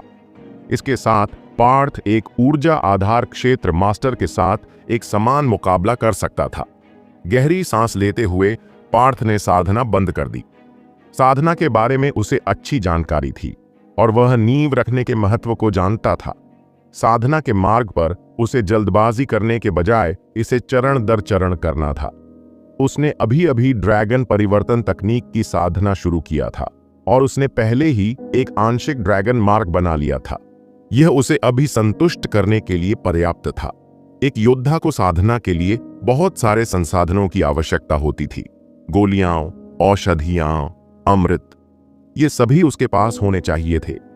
ड्रैगन परिवर्तन तकनीक ने पार्थ को इस दुनिया में किसी भी प्रकार के रक्त को अवशोषित करने की अनुमति दी, जो एक अविश्वसनीय क्षमता थी। इस दुनिया में कई प्रकार के रक्त थे, कुछ शक्तिशाली प्राचीन राक्षसों से प्राप्त, जो विशेष क्षमताएं भी देते थे। मुझे मरे हुए 100 साल से भी अधिक हो गए हैं। मेरे जाने के दौरान बहुत कुछ हुआ होगा। अगर मेरी याददाश्त सही है तो स्काई सिटी ऊर्जा प्रांत के भीतर एक छोटा सा शहर है। मुझे आश्चर्य है कि दिव्य महाद्वीप कितनी दूर है, उसने मन ही मन सोचा। हालांकि वह कभी एक महान संत था, फिर भी वह ऊर्जा प्रांत से बहुत परिचित नहीं था। संत मूल ब्रह्मांड एक विशाल क्षेत्र को कवर करता है और कोई नहीं जानता था कि यह वास्तव में कितना बड़ा था। ऊर्जा प्रांत इसकी तुलना में एक छोटा क्षेत्र था। चलो अध्ययन कक्ष में चलते हैं। मेरे पिताजी स्काई सिटी के सिटी लॉर्ड हैं। उनके पास संत मूल ब्रह्मांड के बारे में कुछ इतिहास की किताबें होनी चाहिए। तलवार से अमृता के क्षेत्र की ओर जाने वाले द्वार को तोड़ने की मेरी कहानी बड़ी खबर है। स्काई सिटी सहित सभी को इसके बारे में सुनना चाहिए। मन ही मन सोचते हुए पार्थ अपने कमरे से बाहर निकला और अध्ययन कक्ष की ओर चलने लगा। साधारण लोगों को सिटी लॉर्ड के कमरे में प्रवेश करने की अनुमति नहीं थी, क्योंकि वहां न केवल वे किताबें थीं जिन्हें वेदांत पढ़ना पसंद करते थे, बल्कि कुछ बुनियादी मार्शल आर्ट तकनीक भी वहां रखे गए थे। हालांकि पार्थ कोई साधारण व्यक्ति नहीं था। वह सिटी लॉर्ड का बेटा था और वह सिटी लॉर्ड की हवेली के भीतर कहीं भी जा सकता था। पार्थ ने उन मार्शल आर्ट तकनीक पर कोई ध्यान नहीं दिया और वह सीधे संत मूल ब्रह्मांड के बारे में एक इतिहास की किताब पर चला गया और उसे पढ़ना शुरू कर दिया। उसने जो इतिहास की पुस्तक पढ़ी थी, उसमें संत मूल ब्रह्मांड की सभी महत्वपूर्ण घटनाएं दर्ज थीं, जिसमें संक्षिप्त भौगोलिक जानकारी भी शामिल थी। पार्थ को अभी इसी की जरूरत थी। पुस्तक का पहला अध्याय पढ़ते हुए पार्थ खुद को मुस्कुराने से नहीं रोक सका। पुस्तक का पहला पृष्ठ इतिहास के सबसे महान संत के बारे में था, जो 100 साल पहले अपनी तलवार से अमृता के क्षेत्र की ओर जाने वाले द्वार को तोड़ने की कोशिश कर रहा था, लेकिन दुर्भाग्य से संत चट्टान पर उनकी मृत्यु हो गई। 100 साल पहले पार्थ ने अपने संत के खून की आखिरी बूंद का इस्तेमाल किया था और संत चट्टान पर मरने से पहले अमृता के क्षेत्र की ओर जाने वाले द्वार को तोड़ दिया था। उसके बाद क्या हुआ, यह अज्ञात है। इतिहास के अनुसार उनकी मृत्यु के बाद 100 वर्षों के दौरान संत मूल ब्रह्मांड में बड़े परिवर्तन हुए थे। जब उन्होंने अमृता के क्षेत्र की ओर जाने वाले द्वारों को तोड़ दिया, तो अन्य सभी संत जो कई वर्षों से वहां रह रहे थे, उन्होंने द्वारों से गुजरने के अवसर का उपयोग किया और उनमें से कोई भी पीछे नहीं रहा। संतों के संरक्षण और प्रबंधन के अभाव के कारण ब्रह्मांड अराजकता में गिर गया था। राक्षस और शैतान हर जगह दिखाई दिए और विभिन्न परिवारों के बीच लड़ाई इतनी तीव्र हो गई कि कुछ प्राचीन परिवार भी पूरी तरह से नष्ट हो गए। प्राचीन परिवारों के नुकसान के साथ नए परिवारों का उदय हुआ। यह अफसोस की बात थी कि इस इतिहास की पुस्तक में दिव्य महाद्वीप के बारे में बहुत कम जानकारी थी और जो थोड़ी बहुत जानकारी दी गई थी वह अस्पष्ट था। पार्थ को प्रसिद्ध परिवारों या किसी महान योद्धा के बारे में कोई रिकॉर्ड नहीं मिल सका। उसका युग चला गया था और उसके लिए यह एक नई शुरुआत थी। संत मूल ब्रह्मांड एक बड़े सीमाहीन क्षेत्र को कवर करता था। इसे 5 महाद्वीपों में विभाजित किया गया था: पूर्वी महाद्वीप, पश्चिम महाद्वीप, दक्षिण महाद्वीप, उत्तर महाद्वीप और सबसे समृद्ध दिव्य महाद्वीप। पार्थ पिछले जन्म में दिव्य महाद्वीप से था। स्काई सिटी ऊर्जा प्रांत के एक दूरस्थ क्षेत्र में स्थित था। पूर्वी महाद्वीप की तुलना में यह एक छोटा शहर था। शेष संत मूल ब्रह्मांड का तो कहना ही क्या। पूर्वी महाद्वीप में कुल 128 प्रांत थे। ऊर्जा प्रांत उनमें से एक था। जहां तक रैंक का सवाल है, पुस्तक में कुछ भी उल्लेख नहीं किया गया था। पूर्वी महाद्वीप 128 प्रांत, मुझे अभी लंबा सफर तय करना है। चेहरे पर मुस्कान लिए उसने किताब बंद की। पार्थ जानता था कि एक दिन वह फिर से दिव्य महाद्वीप में कदम रखेगा, जहां हर कोई जाने का सपना देखता है। यह उसका दूसरा जीवन था। वह फिर से महानतम बन जाएगा और अमृता के क्षेत्र में कदम रखेगा। खिड़की से बाहर देखते हुए पार्थ को एहसास हुआ कि आसमान में अंधेरा छाने लगा था। वह साधना और इतिहास की किताब पढ़ते समय इतना एकाग्र था कि वह समय का ध्यान ही भूल गया। पिताजी ने अंकल चंद्रवीर को भेजने के बाद मेरी तलाश नहीं की? आश्चर्यचकित भाव से मुस्कुराते हुए। वह जानता था कि आज मुख्य हॉल में उसने जो कुछ किया, उसके बाद वेदांत उसे ढूंढने आएंगे। यह अजीब था कि वह उसे खोजने अभी तक नहीं आए थे। सच तो यह था कि वेदांत ने तुरंत आकर पार्थ को ढूंढा, लेकिन जब एक नौकरानी ने उन्हें बताया कि उनका बेटा अध्ययन कक्ष में चला गया है, तो वे चौंक गए। 15 वर्षों में यह पहली बार था कि पार्थ ने अध्ययन कक्ष में कदम रखा था। वेदांत इस तरह के सकारात्मक परिवर्तन में हस्तक्षेप नहीं करना चाहते थे। अपनी मूल स्थिति से उठकर पार्थ का अगला काम अन्य से मिलना था। वह जानता था कि अन्य आर्य से शादी नहीं करेगा और राय परिवार में शादी नहीं करेगा। उसे इस बात का पूरा भरोसा था, क्योंकि वे दोनों जवान थे। यह बहुत सरल था। अगर उसे अन्य के साथ शरीर बदलना पड़े और उसे आत्महत्या या आर्य से शादी करने के बीच चयन करना पड़े, तो वह आत्महत्या करना पसंद करेगा। कल विवाह समारोह था और यदि उसका अनुमान सही था, तो अन्य आज रात उसे मारने की कोशिश करने आएगा। अन्य जैसे व्यक्ति के लिए उसकी कड़ी मेहनत और प्रयास सब बर्बाद हो जाने के बाद वह इसे आसानी से नहीं लेगा। वह पार्थ से नफरत करता था और वह सिटी लॉर्ड की हवेली में हर किसी से नफरत करता था। अपनी प्रतिभा के साथ वह सिटी लॉर्ड के परिवार को छोड़ने के बाद भी एक अच्छा जीवन जीने में सक्षम होगा। पार्थ अपने किसी भी दुश्मन को भागने नहीं देगा। वे भविष्य में उसके लिए एक संभावित खतरा बन जाएंगे। अध्ययन कक्ष से निकलकर पार्थ अन्य के घर की ओर चलने लगा।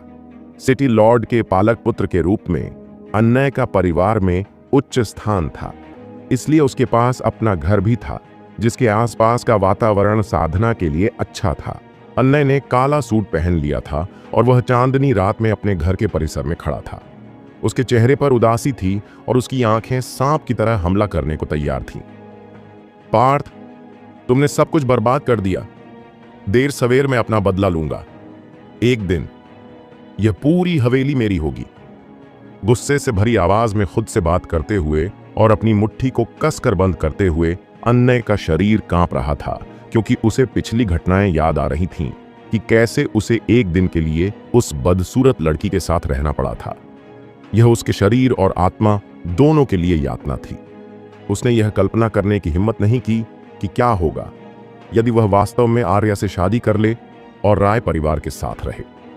एक भी आदमी आर्या का सामना नहीं कर सकता था, कम से कम वह खुद नहीं कर सकता था, इसलिए उसे अब जाना पड़ा। लेकिन कोई तो था जो उसे आसानी से जाने नहीं देगा। अरे भाई, रात हो गई है तो ऐसे कपड़े क्यों पहने हो जैसे बाहर जाना है? कल आपकी शादी है, आपको अब अच्छे से आराम कर लेना चाहिए। पार्थ अंदर आया और अन्य का अभिवादन किया। अन्य की आंखों में एक क्रूर भाव उभर आया जब उसने पार्थ को देखा। वह अपनी हत्या की मंशा को बाहर आने से नहीं रोक सका। पार्थ, तुमने मुझे क्यों फंसाया? अन्य ने कठोर आवाज में पूछा। उसी समय एक आदमी परिसर के बाहर खड़ा था। वह आदमी कोई और नहीं बल्कि वेदांत था, जो अन्य की जांच करने आया था। वेदांत ने जब अन्य का सवाल सुना तो वह रुक गया, अपनी सांस रोककर परिसर के बाहर छिप गया। तुम्हें फंसाया? मेरे भाई, मैं ऐसा क्यों करूंगा? मुझे लगा कि राय परिवार में शादी करना वही है जो आप चाहते थे।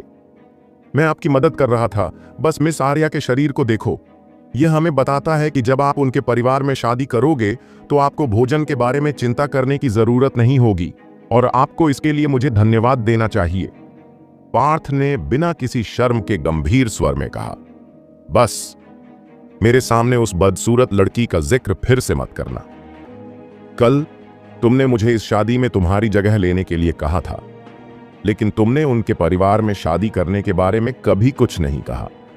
पार्थ, मैंने अब तक तुम्हारे साथ अच्छा व्यवहार किया है। अगर तुम सच में मुझे भगाना चाहते हो तो बस मुझे बता दो। ऐसा घिनौना तरीका अपनाने की कोई जरूरत नहीं है। अन्नय की आंखों में घृणा भर गई। वह चाहता था कि वह पार्थ के शरीर से मांस का एक बड़ा टुकड़ा काट सके। अन्नय की बात सुनकर वेदांत असहाय महसूस कर रहा था और अन्नय के साथ जो हुआ उसके लिए उसे दुख हुआ। पार्थ इस मामले में बहुत आगे निकल गया था। मेरे साथ अच्छा व्यवहार किया, ठीक है, चलो सब कुछ उजागर करते हैं और अपने कर्ज का हिसाब लगाते हैं। पार्थ को महसूस हो गया कि उसके पिता परिसर के बाहर खड़े हैं, लेकिन अन्नय उसे महसूस नहीं कर सका क्योंकि उसकी इंद्रियां बहुत कमजोर थीं। अपना रवैया बदलते हुए पार्थ ने अन्नय को भागने का कोई मौका दिए बिना सब कुछ उजागर करने का फैसला किया। मैं तुमसे पूछता हूं अन्नय, तुमने दोनों भाइयों को मुझे अगवा करने, मुझे एक सुनसान इलाके में ले जाने और फिर मुझे मारकर मेरा खून पीने का आदेश दिया। क्या यह वही है जो मेरे साथ अच्छा व्यवहार करने से तुम्हारा मतलब है? मेरे मरने के बाद मौर्य परिवार के पास जो कुछ भी है उसे कानूनी तौर पर तुम ही पाओगे। मेरे मरने के बाद मिस आर्या से शादी करने वाला व्यक्ति तुम ही होंगे। क्या यह वही है जो मेरे साथ अच्छा व्यवहार करने से तुम्हारा मतलब है? क्या मैंने कुछ गलत कहा मेरे प्यारे भाई? पार्थ ने कहा, जैसे ही उसकी आंखों में क्रूर नजर अधिक से अधिक स्पष्ट होती गई। पार्थ की बात सुनकर वेदांत हैरान होकर परिसर के बाहर ही खड़ा रहा क्योंकि वह और अधिक जानना चाहता था। अन्य को अब अंततः समझ में आ गया कि पार्थ उसे क्यों फंसाना चाहता था, लेकिन वह अभी भी यह नहीं समझ पाया था कि यह बेकार बेवकूफ अचानक एक चतुर व्यक्ति में कैसे बदल गया। दोनों भाई हमारे मौर्य परिवार के केवल गार्ड थे। उनमें अपने यंग मास्टर में से किसी एक को मारने की हिम्मत नहीं है। निम्न वर्ग के लोग होने के कारण उनके पास शुद्धिकरण की गोली प्राप्त करने का कोई तरीका नहीं है। अनय, चूंकि तुम मिस आर्या से शादी करना चाहते थे, इसलिए मैं स्वाभाविक रूप से इसे पूरा करूंगा। आर्या को इतनी मानसल लड़की के रूप में देखकर मैं हैरान था। हाँ, यह वास्तव में मुझे खुश करता है। यदि तुम उनके परिवार में शादी करते हो जैसा कि मैंने योजना बनाई है, तो मैं इस तथ्य को उजागर नहीं करूंगा कि तुमने मुझे मारने की कोशिश की, क्योंकि जिस व्यक्ति से मैं नफरत करता हूं उसे दुखी देखना उस व्यक्ति को मारने से कहीं बेहतर है। बहुत बुरा है कि तुम यहां से भागना चाहते हो। मैं तुम्हें इतनी आसानी से जाने नहीं दूंगा। पार्थ ने चेहरे पर मुस्कान के साथ कहा। न केवल अन्नय ने पार्थ में महान परिवर्तन को नोटिस किया, बल्कि वेदांत, जो परिसर के बाहर खड़ा था, भी आश्चर्यचकित था, जैसे कि यह पहली बार था जब वह पार्थ से मिला था। उसका यह बेटा बेवकूफ बनाने और कुछ भी उपयोगी नहीं करने के लिए जाना जाता था। कौन जान सकता था कि उसके पास इतनी महान क्षमता थी कि वह इस तरह की योजनाएं बना सकता था। उसके सभी हालिया कार्यों से पता चलता था कि वह वास्तव में कितना चालाक था। हाँ पार्थ, तुमने मुझे सचमुच आश्चर्यचकित कर दिया। मैंने कभी नहीं सोचा था कि तुम इतने चतुर होगे, लेकिन तुमने एक बेवकूफ़ी भरी बात की। अन्य की आंखों में हंसी के साथ हत्या का इरादा उभर आया। बेवकूफ़ी भरी बात? बताओ, कौन सी बेवकूफ़ी भरी बात? पार्थ ने कंधे उचकाते हुए कहा। तुम सच में बेवकूफ हो। तुम्हें पता था कि मैं आज रात को भागने वाला हूं, फिर भी तुम अकेले आए। ऊर्जा आधार क्षेत्र के पहले स्तर पर होने के कारण तुम बस जल्दी से मरना चाह रहे हो। चूंकि मैं जा रहा हूं, मैं बस तुमसे छुटकारा पा लूंगा, और जब मैं भविष्य में कई महान उपलब्धियां प्राप्त कर लूंगा तो मैं इस सिटी लॉर्ड की हवेली में वापस आऊंगा और उस बेवकूफ बूढ़े आदमी वेदांत है को मार डालूंगा, जिससे तुम दोनों नरक में फिर से मिल सको। अन्य पार्थ को नीचे देख रहा था। उसके दिमाग में पार्थ एक चींटी के अलावा कुछ भी नहीं था जिसे वह आसानी से कुचल सकता था। पार्थ को मारने के बाद वह वहां से चला जाएगा और दूर एक जगह चला जाएगा। बकवास। मन ही मन कसम खाते हुए बाहर खड़ा वेदांत घर में घुसने के लिए तैयार था, लेकिन पार्थ की बात सुनकर वह तुरंत रुक गया। तुम मुझे नहीं मार सकते, पार्थ ने विश्वास के साथ कहा। सच में? हम एक दूसरे के इतने करीब खड़े हैं और तुम केवल ऊर्जा आधार क्षेत्र के पहले स्तर पर हो। मैं आसानी से तुम्हें मार सकता हूं, भले ही वेदांत यहां हो। अन्य हंसने लगा। वह इस मामले में वास्तव में आश्वस्त था। मुझे खेद है, लेकिन मैं अब ऊर्जा आधार क्षेत्र के पहले स्तर पर नहीं हूं। बल्कि 9वें स्तर पर हूं। ऐसा कहते हुए पार्थ ने अपनी आभा जारी की। उसके शरीर से आध्यात्मिक शक्ति का एक शक्तिशाली बल निकला। यह बल इतना मजबूत था कि इसने अन्नय को एक कदम पीछे हटने के लिए मजबूर कर दिया। क्या? अन्नय हैरान रह गया और पार्थ को ऐसे देखने लगा जैसे वह कोई भूत हो। उसने अपने सबसे बुरे सपने में भी कभी ऐसा नहीं सोचा था। परिसर के बाहर छिपे हुए वेदांत को पार्थ के परिवर्तन से आश्चर्य हुआ, लेकिन उसके आश्चर्य के बाद जो हुआ वह अत्यधिक खुशी थी। भगवान का शुक्र है, मेरा बेटा कोई बेकार बदमाश नहीं है, वह एक प्रतिभाशाली व्यक्ति है। धिक्कार है इस लड़के पर, वह मेरी नाक के नीचे से यह सब कैसे छिपा सकता है। उसने आंखों में आंसू भरकर सोचा। बेकार पार्थ हमेशा उसके दिल में एक घाव था, लेकिन अब पार्थ विपरीत में बदल गया था और 15 साल की उम्र में ऊर्जा आधार क्षेत्र के 9वें स्तर तक पहुंचकर साबित कर दिया कि वह एक प्रतिभाशाली व्यक्ति था। स्काई सिटी में किसी ने ऐसा नहीं किया था। पार्थ ने अन्नय के साथ जिस तरह से व्यवहार किया था, उससे उसने अपने चतुर, गहरे, सूक्ष्म दिमाग को भी चित्रित किया था। कोई भी 15 साल का बच्चा ऐसा करने में सक्षम नहीं होगा। असंभव, यह नहीं हो सकता। तुम 3 दिन पहले ऊर्जा आधार क्षेत्र के केवल पहले स्तर पर थे। मुझे मत बताओ कि तुम इस समय अपनी असली ताकत छुपा रहे थे। लेकिन फिर भी ऊर्जा आधार क्षेत्र के 9वें स्तर पर एक सामान्य व्यक्ति के पास इतनी मजबूत आध्यात्मिक शक्ति नहीं हो सकती है। अन्नय ने हैरानी भरे भाव से कहा, इस दुनिया में ऐसी बहुत सी चीजें हैं जो तुम्हें समझ में नहीं आती। अन्नय, तुम्हारा भविष्य उज्जवल हो सकता था, लेकिन तुमने खुद ही सब बर्बाद कर दिया। अब चलो यह सब खत्म करते हैं। बिजली की गति से आगे बढ़ते हुए एक पल में पार्थ अन्नय के सामने आ गया और अपनी मजबूत हथेली से अन्नय की गर्दन को जकड़ लिया, जो स्टील के चिमटे की तरह लग रही थी। अपनी महान शक्ति के साथ अन्नय एक उंगली भी नहीं हिला सका। वेदांत चिल्लाया और दरवाजे से कूद गया। स्नैप! दुर्भाग्य से वह पार्थ से धीमा था। पार्थ ने अपनी मजबूत हथेली से अन्नय की गर्दन तोड़ दी और मर गया। आह पार्थ, तुमने उसे क्यों मारा? अन्नय के मृत शरीर को देखकर वेदांत ने आह भरी। इसके अलावा वह अभी भी सदमे में था, क्योंकि अन्नय पार्थ के समान स्तर का था। फिर भी पार्थ ने उसे एक ही वार में मार डाला। यह बहुत ही अविश्वसनीय था। पिताजी, क्या आप ऐसे व्यक्ति को मारने से असहमत हैं? अगर मैंने उसे अभी नहीं मारा तो वह बाद में हमारे लिए एक बड़ा खतरा बनकर लौट सकता है, पार्थ ने कहा। मैंने इतने सालों तक उसे पालने में अपनी मेहनत बर्बाद कर दी। उसने तुम्हारे साथ ऐसा करने की हिम्मत की। बेशक तुम्हें उसे मार देना चाहिए, लेकिन अब वह मर चुका है, तो कल आर्या से शादी कौन करेगा? हमारे परिवार और राय परिवार के बीच पहले से ही खराब संबंध हैं। अब यह और भी खराब हो जाएगा। चेहरे पर उदासी के भाव के साथ वह कह रहा था कि यही वह बात थी जिसकी उसे सबसे अधिक चिंता थी। पिताजी, भोले मत बनिए। आपको पता होना चाहिए कि एक पहाड़ पर 2 बाघ नहीं रह सकते। हमारे परिवार और राय परिवार के लिए स्काई सिटी में सद्भाव में रहना संभव नहीं है, और राय परिवार का वह बूढ़ा आदमी हमें कभी भी एक ही स्तर का नहीं समझेगा।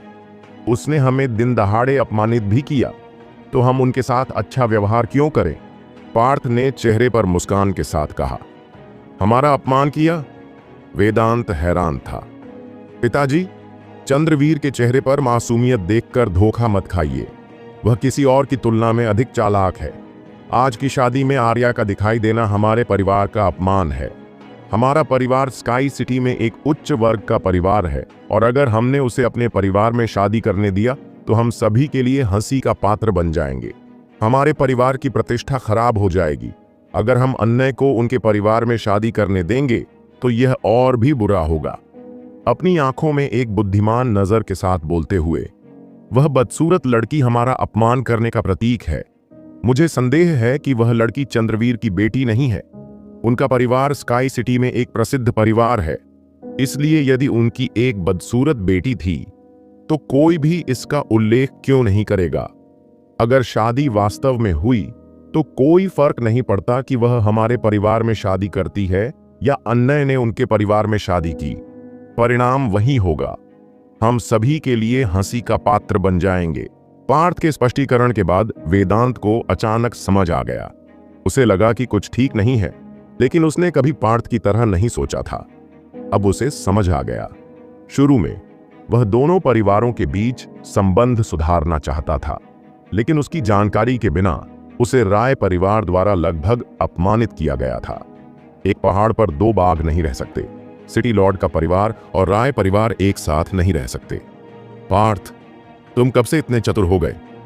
वेदांत ने अपने बेटे की ओर ऐसे देखा जैसे वे पहली बार मिले हों। पिताजी, मैं कभी मूर्ख व्यक्ति नहीं था, पार्थ ने चेहरे पर मुस्कान के साथ कहा। ओह, और पार्थ, तुमने अचानक इतने सारे स्तरों को कैसे पार कर लिया? वेदांत ने चेहरे पर हैरानी भरे भाव के साथ पूछा। पार्थ मुस्कुराया। वह जानता था कि वेदांत यह पूछेगा और उसने पहले से ही एक जवाब तैयार कर लिया था। पिताजी, जब दोनों भाइयों ने 3 दिन पहले मुझे मारने की कोशिश की थी, तो एक महान भटकने वाला योद्धा था जिसने मुझे बचाया था। न केवल उसने दोनों भाइयों को मार डाला, बल्कि उसने मेरे शरीर की स्थिति में भी सुधार किया। मेरे शरीर में सभी संचित गोलियां को अवशोषित करने में मेरी मदद की। मुझे ऊर्जा आधार क्षेत्र के 9वें स्तर तक पहुंचने में मदद की। यह सब इसलिए है क्योंकि आप मुझे बहुत सारे महान गोलियां दे रहे हैं। यदि वे नहीं होते तो मैं वह नहीं होता जो मैं अभी हूं। हा हा, क्या मोड़ आया। मुझे आश्चर्य है कि वह महान योद्धा कौन है। यह अफसोस की बात है कि मुझे उससे मिलने का मौका नहीं मिला। वेदांत जोर से हंसा। अपने बेटे को महान बनते देखने से ज्यादा खुशी उसे और क्या हो सकती थी। पिताजी, राय परिवार के साथ हमारे रिश्ते सुधारने की कोई जरूरत नहीं है। मेरी राय में केवल एक ही परिवार प्रभारी हो सकता है, और अगर चंद्रवीर हमारे साथ खेलना चाहता है तो हम खेलेंगे, पार्थ ने कहा। हाँ, हमें उनसे लड़ना चाहिए, वरना लोग सोचेंगे कि मैं उनसे डरता हूं। तो पार्थ, हमें कल के विवाह समारोह के बारे में क्या करना चाहिए? वेदांत ने पार्थ से पूछा। अगर यह अतीत होता तो वह पार्थ के साथ इस तरह के महत्वपूर्ण मामले पर कभी चर्चा नहीं करता, लेकिन चूंकि वह एक बेहतर व्यक्ति बन गया है तो शायद उसके पास इस मुद्दे को हल करने के बारे में कुछ विचार है। कोई भी उनका अपमान कर सकता है जो अपमान करना शुरू करते हैं। अपने चेहरे पर एक क्रूर अभिव्यक्ति दिखाते हुए पार्थ ने कहा, आर्या के प्रकट होने के बाद से स्काई सिटी में हमारी प्रतिष्ठा को बहुत नुकसान पहुंचा है। अगर वे ऐसा चाहते हैं तो हमें अपना बदला लेना चाहिए और उनकी प्रतिष्ठा को बर्बाद कर देना चाहिए। उन्हें स्काई सिटी में सभी के लिए हंसी का पात्र बनने दो। तुम्हारी योजना क्या है? एक रोशनी देखकर वेदांत को आश्चर्य हुआ कि उसके बेटे के मन में क्या है। सरल है। क्या वे कल अन्नय की शादी की उम्मीद नहीं कर रहे हैं? चलो एक ताबूत बनाने के लिए किसी को ढूंढते हैं, पार्थ ने मुस्कुराते हुए कहा। पार्थ के लिए एक दोस्त था और एक दुश्मन था। वह कभी भी अपने दुश्मन के साथ रहने की कोशिश नहीं करेगा, क्योंकि जो लोग उसके दुश्मन बन गए उनका कभी भी सुखद अंत नहीं होगा। अन्नय पहला था और राय परिवार दूसरा होगा। एक पहाड़ पर दो बाघों का कब्जा नहीं हो सकता। राय परिवार को स्काई सिटी से छुटकारा दिलाना पहली बड़ी उपलब्धि होगी जिसे वह अब हासिल करना चाहता था, क्योंकि उसका पुनर्जन्म हुआ था। स्काई सिटी के सिटी लॉर्ड के रूप में वेदांत कोई साधारण व्यक्ति नहीं था। अपने दिल की गहराई में वह हमेशा राय परिवार से छुटकारा पाना चाहता था। पार्थ उसकी एकमात्र उम्मीद था। एक बार बेकार मूर्ख एक बुद्धिमान व्यक्ति में बदल गया था और इससे वह किसी और से ज्यादा खुश था। अगर पार्थ ने कहा कि वह यह करेगा तो वह इसे करेगा। कोई भी नहीं था जो उसे रोक सकता था। अगले दिन हर जगह रिबन और प्रकाश की सजावट दिखाई दे रही थी और माहौल कल की तुलना में और भी अधिक जीवंत था। वेदांत और पार्थ को छोड़कर किसी और को नहीं पता था कि अन्नय मर चुका है। मौर्य परिवार के सभी गार्ड और नौकर कल जो कुछ उन्होंने देखा था उसे देखकर हंस रहे थे जब उन्होंने अन्नय को आर्या के साथ हवेली में घूमते हुए देखा था। वे सभी आर्या की शक्ल देखकर आश्चर्यचकित थे। आपस में मजाक कर रहे थे कि सबसे बड़े यंग मास्टर ने अपने पिछले जन्म में बहुत अच्छे कर्म किए होंगे अगर वह इतनी सुंदर लड़की से शादी कर सकता है। स्काई सिटी की सड़कों पर लंबे और मांसल चंद्रवीर अपनी बेटी के साथ घोड़ों पर सवार थे। उनके पीछे राय परिवार के कुछ युवा और सुंदर पुरुष थे। सभी अभिमानी दिख रहे थे। उनके पीछे 3 मील तक फैली एक लाइन चल रही थी। लाइन के अंत में 8 लोगों द्वारा उठाई गई एक पालकी थी। लाइन सिटी लॉर्ड के हवेली की ओर बढ़ी और रास्ते में भारी भीड़ को आकर्षित किया। हे भगवान, क्या वह एक औरत है? क्या वह भगवान की ओर से एक मजाक है? उफ, मुझे उल्टी आने दो। मिस आर्या अपनी बदसूरत शक्ल के कारण आसमान को अचंभित कर सकती है और भूतों को रुला सकती है। मैंने सुना है कि सिटी लॉर्ड का सबसे बड़ा यंग मास्टर एक सुंदर और प्रतिभाशाली युवक है। क्या वह उस लड़की से शादी करने के बाद भी जीवित रहेगा? सिटी लॉर्ड अपने बेटे को आग के गड्ढे में धकेल रहे हैं। भीड़ एक दूसरे के बीच कानाफूसी कर रही थी और चुटकुले बना रही थी। जैसा कि पार्थ ने उम्मीद की थी, राय परिवार ने एक लंबी लाइन करके सिटी लॉर्ड के परिवार को अपमानित करने की योजना बनाया था, ताकि शहर में हर किसी को बदसूरत लड़की के साथ विवाह के बारे में पता चल सके। सिटी लॉर्ड का परिवार वास्तव में हंसी का पात्र बन गया था। सिटी लॉर्ड की हवेली के बाहर भीड़ जमा थी। हवेली के सामने वेदांत और पार्थ ने लंबी लाइन को अपनी ओर आते देखा। प्रतिक्रिया में दोनों के चेहरों पर एक क्रूर मुस्कान दिखाई दी। आप यह देख रहे हैं पिताजी, एक साधारण शादी के लिए इतनी लंबी लाइन लाकर चंद्रवीर न केवल हमें हंसी का पात्र बनाना चाहता है, बल्कि वह हमें दबाना भी चाहता है, पार्थ ने कहा। हम देखते हैं बाद में कौन हंसी का पात्र बनता है, वेदांत ने जवाब दिया। हाँ हाँ भाई वेदांत, मैं दूल्हे को लेने आया हूं। क्या उसने खुद को तैयार कर लिया है? चंद्रवीर ने ऊंची आवाज में कहा। और जब उसने दूल्हे को बुलाओ कहा तो वह और भी ऊंची आवाज में चिल्लाया, बेशक मेरा बेटा तैयार है। पार्थ, जाओ अपने बड़े भाई को बुलाओ। वेदांत ने मुस्कुराते हुए जवाब दिया। कृपया रुकिए अंकल चंद्रवीर, मैं अपने भाई को अभी यहां बुलाता हूं। अपनी मुट्ठियां बांधकर और चंद्रवीर की ओर थोड़ा झुककर पार्थ मुड़ा और चला गया। लाल वस्त्र पहने चंद्रवीर खुश दिख रहा था, जबकि फीनिक्स मुकुट और वस्त्र के ऊपर लाल दुपट्टा पहने आर्या के चेहरे पर शर्मीली अभिव्यक्ति थी। कोई भी उसके चेहरे को देखने के बाद 3 दिनों तक खाना बंद कर देगा। ज्यादातर लोग उसके चेहरे पर दूसरी बार देखने की हिम्मत नहीं करेंगे। कुछ ही क्षणों बाद सिटी लॉर्ड के महल से एक जोरदार आवाज आई, जब पार्थ एक विशाल काले ताबूत को कंधे पर उठाए सामने के दरवाजे की ओर बढ़ा। टकराना! पार्थ ने ताबूत को दरवाजे के सामने ऐसे फेंका जैसे कि यह कोई खास बात न हो, जिससे बहुत बड़ी आवाज हुई। ताबूत का अगला हिस्सा लाइन की ओर था और उस पर 2 बड़ा शब्द स्पष्ट रूप से देखा जा सकता था। मरा हुआ भीड़ उस ताबूत को देख रही थी जो वहां नहीं होना चाहिए था, और अचानक वे सभी शांत हो गए। वे क्या कर रहे थे? शादी समारोह के दौरान ताबूत लाना, यह बहुत अशुभ था। सिटी लॉर्ड क्या सोच रहे थे? चंद्रवीर की अभिव्यक्ति तुरंत बदल गई। उसने वेदांत को देखा और जोर से पूछा, भाई वेदांत, इसका क्या मतलब है? मुझे खेद है, मेरे भाई की कल बीमारी के कारण मृत्यु हो गई, इसलिए मिस आर्या केवल मेरे भाई के शव से ही शादी कर सकती हैं। यह सुनिश्चित करने के लिए कि वह प्रस्तुत करने योग्य है, मैंने किसी से उसके लिए यह ताबूत बनाने को कहा। ओह, और निश्चित रूप से उसने वहां दूल्हे का सूट पहना हुआ है, पार्थ ने ऊंची आवाज में कहा, जिससे यह सुनिश्चित हो गया कि सभी लोग उसे स्पष्ट रूप से सुन सकें। क्या? भीड़ तुरंत शोर से फट गई। उन्होंने पहले कभी ऐसा कुछ नहीं देखा था। राय परिवार दूल्हे को लेने आया था, लेकिन इसके बजाय उन्हें एक मृत शरीर का स्वागत किया गया। इससे कोई फर्क नहीं पड़ता कि अन्य वास्तव में मृत था या जीवित था, क्योंकि यह उनकी प्रतिष्ठा को बर्बाद करने का एक स्पष्ट कृत्य था। विशेषकर जब राय परिवार इतनी बड़ी लाइन में आया था, तो एक ताबूत ही उनकी प्रतिष्ठा को मिट्टी में मिला देगा। वेदांत, तुम अपना मजाक बहुत आगे ले जा रहे हो। चंद्रवीर अब अपना गुस्सा नहीं रोक सका। अंकल चंद्रवीर राय परिवार से हैं।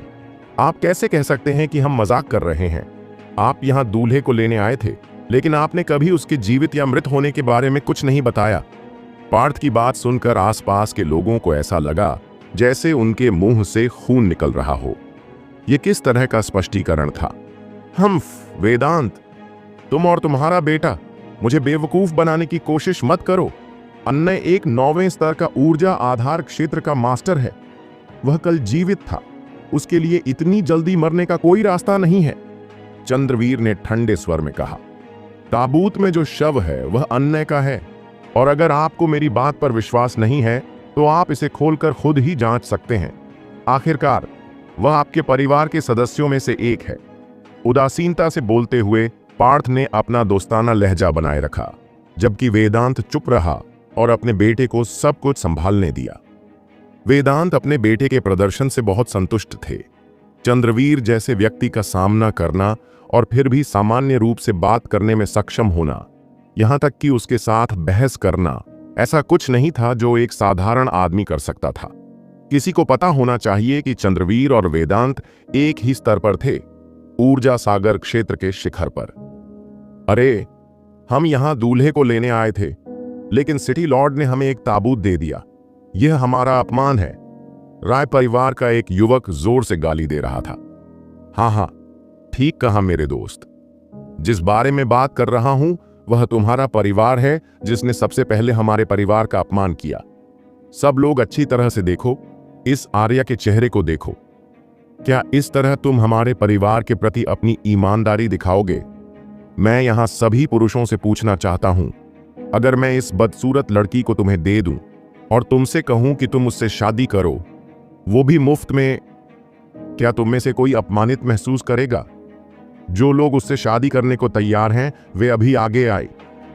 जैसा कि पार्थ ने कहा, वह जोर से हंसा। उसने दिन के उजाले में सब कुछ उजागर कर दिया। उन्हें दुश्मन के प्रति उदार होने की कोई आवश्यकता नहीं थी। यह सुनकर वहां मौजूद हर आदमी के चेहरे हरे हो गए। अरे, मैं इस बदसूरत लड़की से शादी करने के बजाय खुद को मार डालूंगा। राय परिवार एक बड़ा परिवार था, लेकिन उन्होंने सिटी लॉर्ड के परिवार के साथ इतनी बदसूरत लड़की की शादी तय कर दी। यह स्पष्ट रूप से सिटी लॉर्ड के परिवार का अपमान था। इसके अलावा मुझे इस बात पर भी बहुत संदेह है कि यह बदसूरत लड़की वास्तव में उनकी बेटी है या नहीं। पार्थ ने क्रूर मुस्कान के साथ कहा, बहुत बढ़िया, तुम्हारी जबान बहुत तीखी है। लोगों ने मुझे बताया कि पार्थ स्काई सिटी में एक बेकार मूर्ख है, लेकिन मुझे कभी नहीं पता था कि तुम्हारा दिमाग इतना गहरा और सूक्ष्म है। वेदांत, मैं आज जो हुआ उसे याद रखूंगा। अब से मेरा परिवार और तुम्हारा परिवार दुश्मन है। चंद्रवीर गुस्से से उबल रहा था, क्योंकि उसने पार्थ को अलग तरह से देखना शुरू कर दिया था। चंद्रवीर एक प्रतिभाशाली व्यक्ति था, इसलिए वह अब जानता था कि पार्थ ने अन्य को उनके परिवार में शादी करने का सुझाव दिया था, और आज जो कुछ भी हुआ था वह सब पार्थ द्वारा योजनाबद्ध था। उन्होंने राय परिवार को सबसे कठोर तरीके से अपमानित किया था। इतनी कम उम्र में पार्थ ने यह सब हासिल कर लिया था। चंद्रवीर अपने दिल में पार्थ की थोड़ी प्रशंसा करने से खुद को रोक नहीं सका। अच्छा, मुझे परवाह नहीं कि हम दुश्मन हैं या नहीं, लेकिन अंकल चंद्रवीर, कृपया मेरे भाई को भी साथ ले जाइए, और इस ताबूत की कीमत मुझे देना मत भूलना। मैंने खुद इसका भुगतान किया है और यह काफी महंगा था, पार्थ ने ऊंची आवाज में कहा। यह सुनकर कुछ लोग जो अपने घोड़ों पर सवार थे लगभग जमीन पर गिर पड़े। यह बच्चा वास्तव में बहुत ही घृणित था। मौर्य परिवार के सभी सदस्य अपने यंग मास्टर के प्रदर्शन से दंग रह गए। ऐसा लगा जैसे वह उनके लिए एक अजनबी था। जिस बेकार मूर्ख को वे सभी जानते थे, उसमें कभी भी चंद्रवीर पर गुस्सा करने की हिम्मत नहीं होगी। और सबसे बड़े यंग मास्टर की अचानक मृत्यु क्यों हो गई? क्या इसलिए कि वह मिस आर्या से शादी नहीं करना चाहते थे? लेकिन अब इनमें से किसी का भी कोई महत्व नहीं था। वास्तव में यंग मास्टर ही एकमात्र व्यक्ति था जिसकी सिटी लॉर्ड को परवाह थी। बहुत बेशर्म, बहुत नीच, बहुत प्रतिभाशाली मौर्य परिवार के यंग मास्टर ने राय परिवार की प्रतिष्ठा को मिट्टी में मिला दिया था। राय परिवार की एक बार लंबी लाइन अब स्काई सिटी का हंसी का पात्र बन गई थी। अच्छा, बहुत अच्छा। वेदांत, तुम और तुम्हारा बेटा बस इंतजार करो। बहुत जल्द तुम्हारा परिवार इस शहर में रहने में असमर्थ हो जाएगा। चलो चलें। चंद्रवीर इस समय बेहद गुस्से में था। वह एक बुद्धिमान व्यक्ति था, लेकिन आज एक युवक ने उसे सार्वजनिक रूप से शर्मिंदा कर दिया था। यह न केवल उसकी प्रतिष्ठा का सवाल था, बल्कि उसे दिन दहाड़े अपमानित भी किया गया था। घोड़े को लात मारते हुए वह जल्दी में चला गया। चंद्रवीर अब यहां नहीं रहना चाहता था और वह लाइन के साथ रहने में बहुत शर्मिंदा था। पार्थ, एक सच्चा नायक कभी भी ऐसे घृणित तरीकों का इस्तेमाल नहीं करेगा। यदि तुमने अकेले लड़ने की हिम्मत की तो मैं रहमान, तुम्हें तब तक हराऊंगा जब तक तुम्हारे पिता तुम्हें पहचान नहीं पाएंगे। एक युवक ने अपने घोड़े से उतरते हुए पार्थ की ओर उंगली दिखाते हुए कहा। रहमान राय परिवार का एक प्रतिभाशाली युवक था और हालांकि चंद्रवीर अभी अभी चला गया था, वह उन्हें इतनी आसानी से जाने नहीं देना चाहता था। उनके पास अब खोने के लिए कुछ नहीं था, इसलिए यदि वह पार्थ से लड़ सकता है और जीत सकता है तो वे कम से कम कुछ सम्मान वापस पा लेंगे, क्योंकि इससे उन्हें पता चल जाएगा कि राय परिवार के प्रतिभाशाली लोग मौर्य परिवार के इस मूर्ख से कहीं बेहतर थे। यह सही है पार्थ, क्या तुम चुनौती स्वीकार करने का साहस रखते हो? राय परिवार के एक अन्य युवक ने चेहरे पर व्यंग्यात्मक भाव के साथ चिल्लाया। पार्थ एक बेकार मूर्ख था और हर कोई इस तथ्य को जानता था। हालांकि उसने अपने घृणित तरीकों से राय परिवार को सार्वजनिक रूप से शर्मिंदा कर दिया था, लेकिन उन्हें विश्वास था कि राय परिवार का कोई भी व्यक्ति उसे आसानी से हरा सकता है। तुम मुझसे लड़ना चाहते हो, मैं खुशी से तुम्हारा प्रस्ताव स्वीकार करूंगा, लेकिन मैं बिना किसी फायदे के नहीं लड़ूंगा। हमारे पास शर्त लगाने के लिए कुछ होना चाहिए। पार्थ के चेहरे पर एक हल्की सी मुस्कान आ गई। यहां तक कि वेदांत, जो उसके बगल में खड़ा था, हंसने लगा। पार्थ के असली ताकत के बारे में उससे बेहतर कोई नहीं जानता था। अन्य जैसे 9वें स्तर के ऊर्जा सागर क्षेत्र मास्टर पार्थ के सामने कुछ भी नहीं था, और यह रहमान केवल 8वें स्तर के ऊर्जा सागर क्षेत्र पर था। उसके पास जीतने का कोई मौका नहीं था। ठीक है, तुम किस पर दांव लगाना चाहते हो? रहमान को यह जानकर बहुत खुशी हुई कि पार्थ चुनौती स्वीकार करने को तैयार है। हम इस ताबूत के साथ शर्त लगाएंगे। अगर मैं हार गया तो मैं इस ताबूत को 3 दिनों के लिए सिटी लॉर्ड की हवेली के सामने के दरवाजे पर लटका दूंगा। अगर तुम हार गए तो मैं चाहता हूं कि तुम इस ताबूत को अपनी पालकी के साथ वापस ले जाओ जो तुम यहां लाए हो। अगर तुम ऐसा नहीं कर सकते तो राय परिवार के तुम सभी लोग कमीने हो। पार्थ जानबूझकर ऊंची आवाज में बोला। वेदांत ने चुपके से अंगूठा दिखाया। पार्थ ऐसा करके वास्तव में क्रूर था। यहां बहुत सारे लोग थे, इसलिए रहमान शर्त को पूरा करने से इनकार नहीं कर सका। हालांकि अगर वे वास्तव में पालकी के साथ ताबूत को वापस ले जाते हैं तो वे निश्चित रूप से शहर में सबसे बड़ी हंसी का पात्र बन जाएंगे। दूसरी ओर अगर वे ऐसा करने से इनकार करते हैं तो वे कमीने होने की बात स्वीकार करेंगे। परिणाम चाहे जो भी हो, उनका और अधिक अपमान ही होगा। वेदांत को नहीं लगता था कि पार्थ ने कुछ भी बुरा किया है। चूंकि दोनों परिवार दुश्मन थे, इसलिए उन्हें उदार होने की आवश्यकता नहीं थी। ठीक है, यह शर्त मंजूर है, रहमान ने बिना किसी हिचकिचाहट के जवाब दिया। उसने यह भी स्पष्ट रूप से नहीं सुना कि शर्त किस बारे में थी। उसके दिमाग में पार्थ से लड़ना एक चींटी को कुचलने जैसा था, इसलिए इससे कोई फर्क नहीं पड़ता कि शर्त क्या थी। भाई रहमान, शर्त थोड़ी बड़ी लगती है, क्या हमें इस पर पुनर्विचार नहीं करना चाहिए? एक युवक आगे आया और रहमान के कान में फुसफुसा कर बोला। चिंता मत करो, यह मूर्ख सिर्फ एक स्तर ऊर्जा सागर क्षेत्र में है। उससे लड़ना एक मरे हुए कुत्ते को पीटने जैसा है। बस इंतजार करो और देखो कि वह सिटी लॉर्ड की हवेली के सामने ताबूत को कैसे लटकाएगा। रहमान ने पार्थ को एक गंभीर प्रतिद्वंद्वी भी नहीं माना। इस घटना को देखकर भीड़ ने फिर से शोर मचाना शुरू कर दिया। उन्होंने सोचा कि चंद्रवीर के चले जाने के बाद मामला शांत हो जाएगा, लेकिन अब दोनों परिवारों के युवकों ने लड़ाई शुरू कर दी और उनका दांव अपने परिवारों की प्रतिष्ठा थी। दोनों पक्ष आश्वस्त दिख रहे थे, लेकिन लोगों ने पार्थ पर सबसे अधिक ध्यान दिया, यह सोचकर कि यह बेकार मूर्ख रहमान के खिलाफ कैसे लड़ने जा रहा था, जो कि 8वें स्तर का ऊर्जा सागर क्षेत्र का योद्धा था।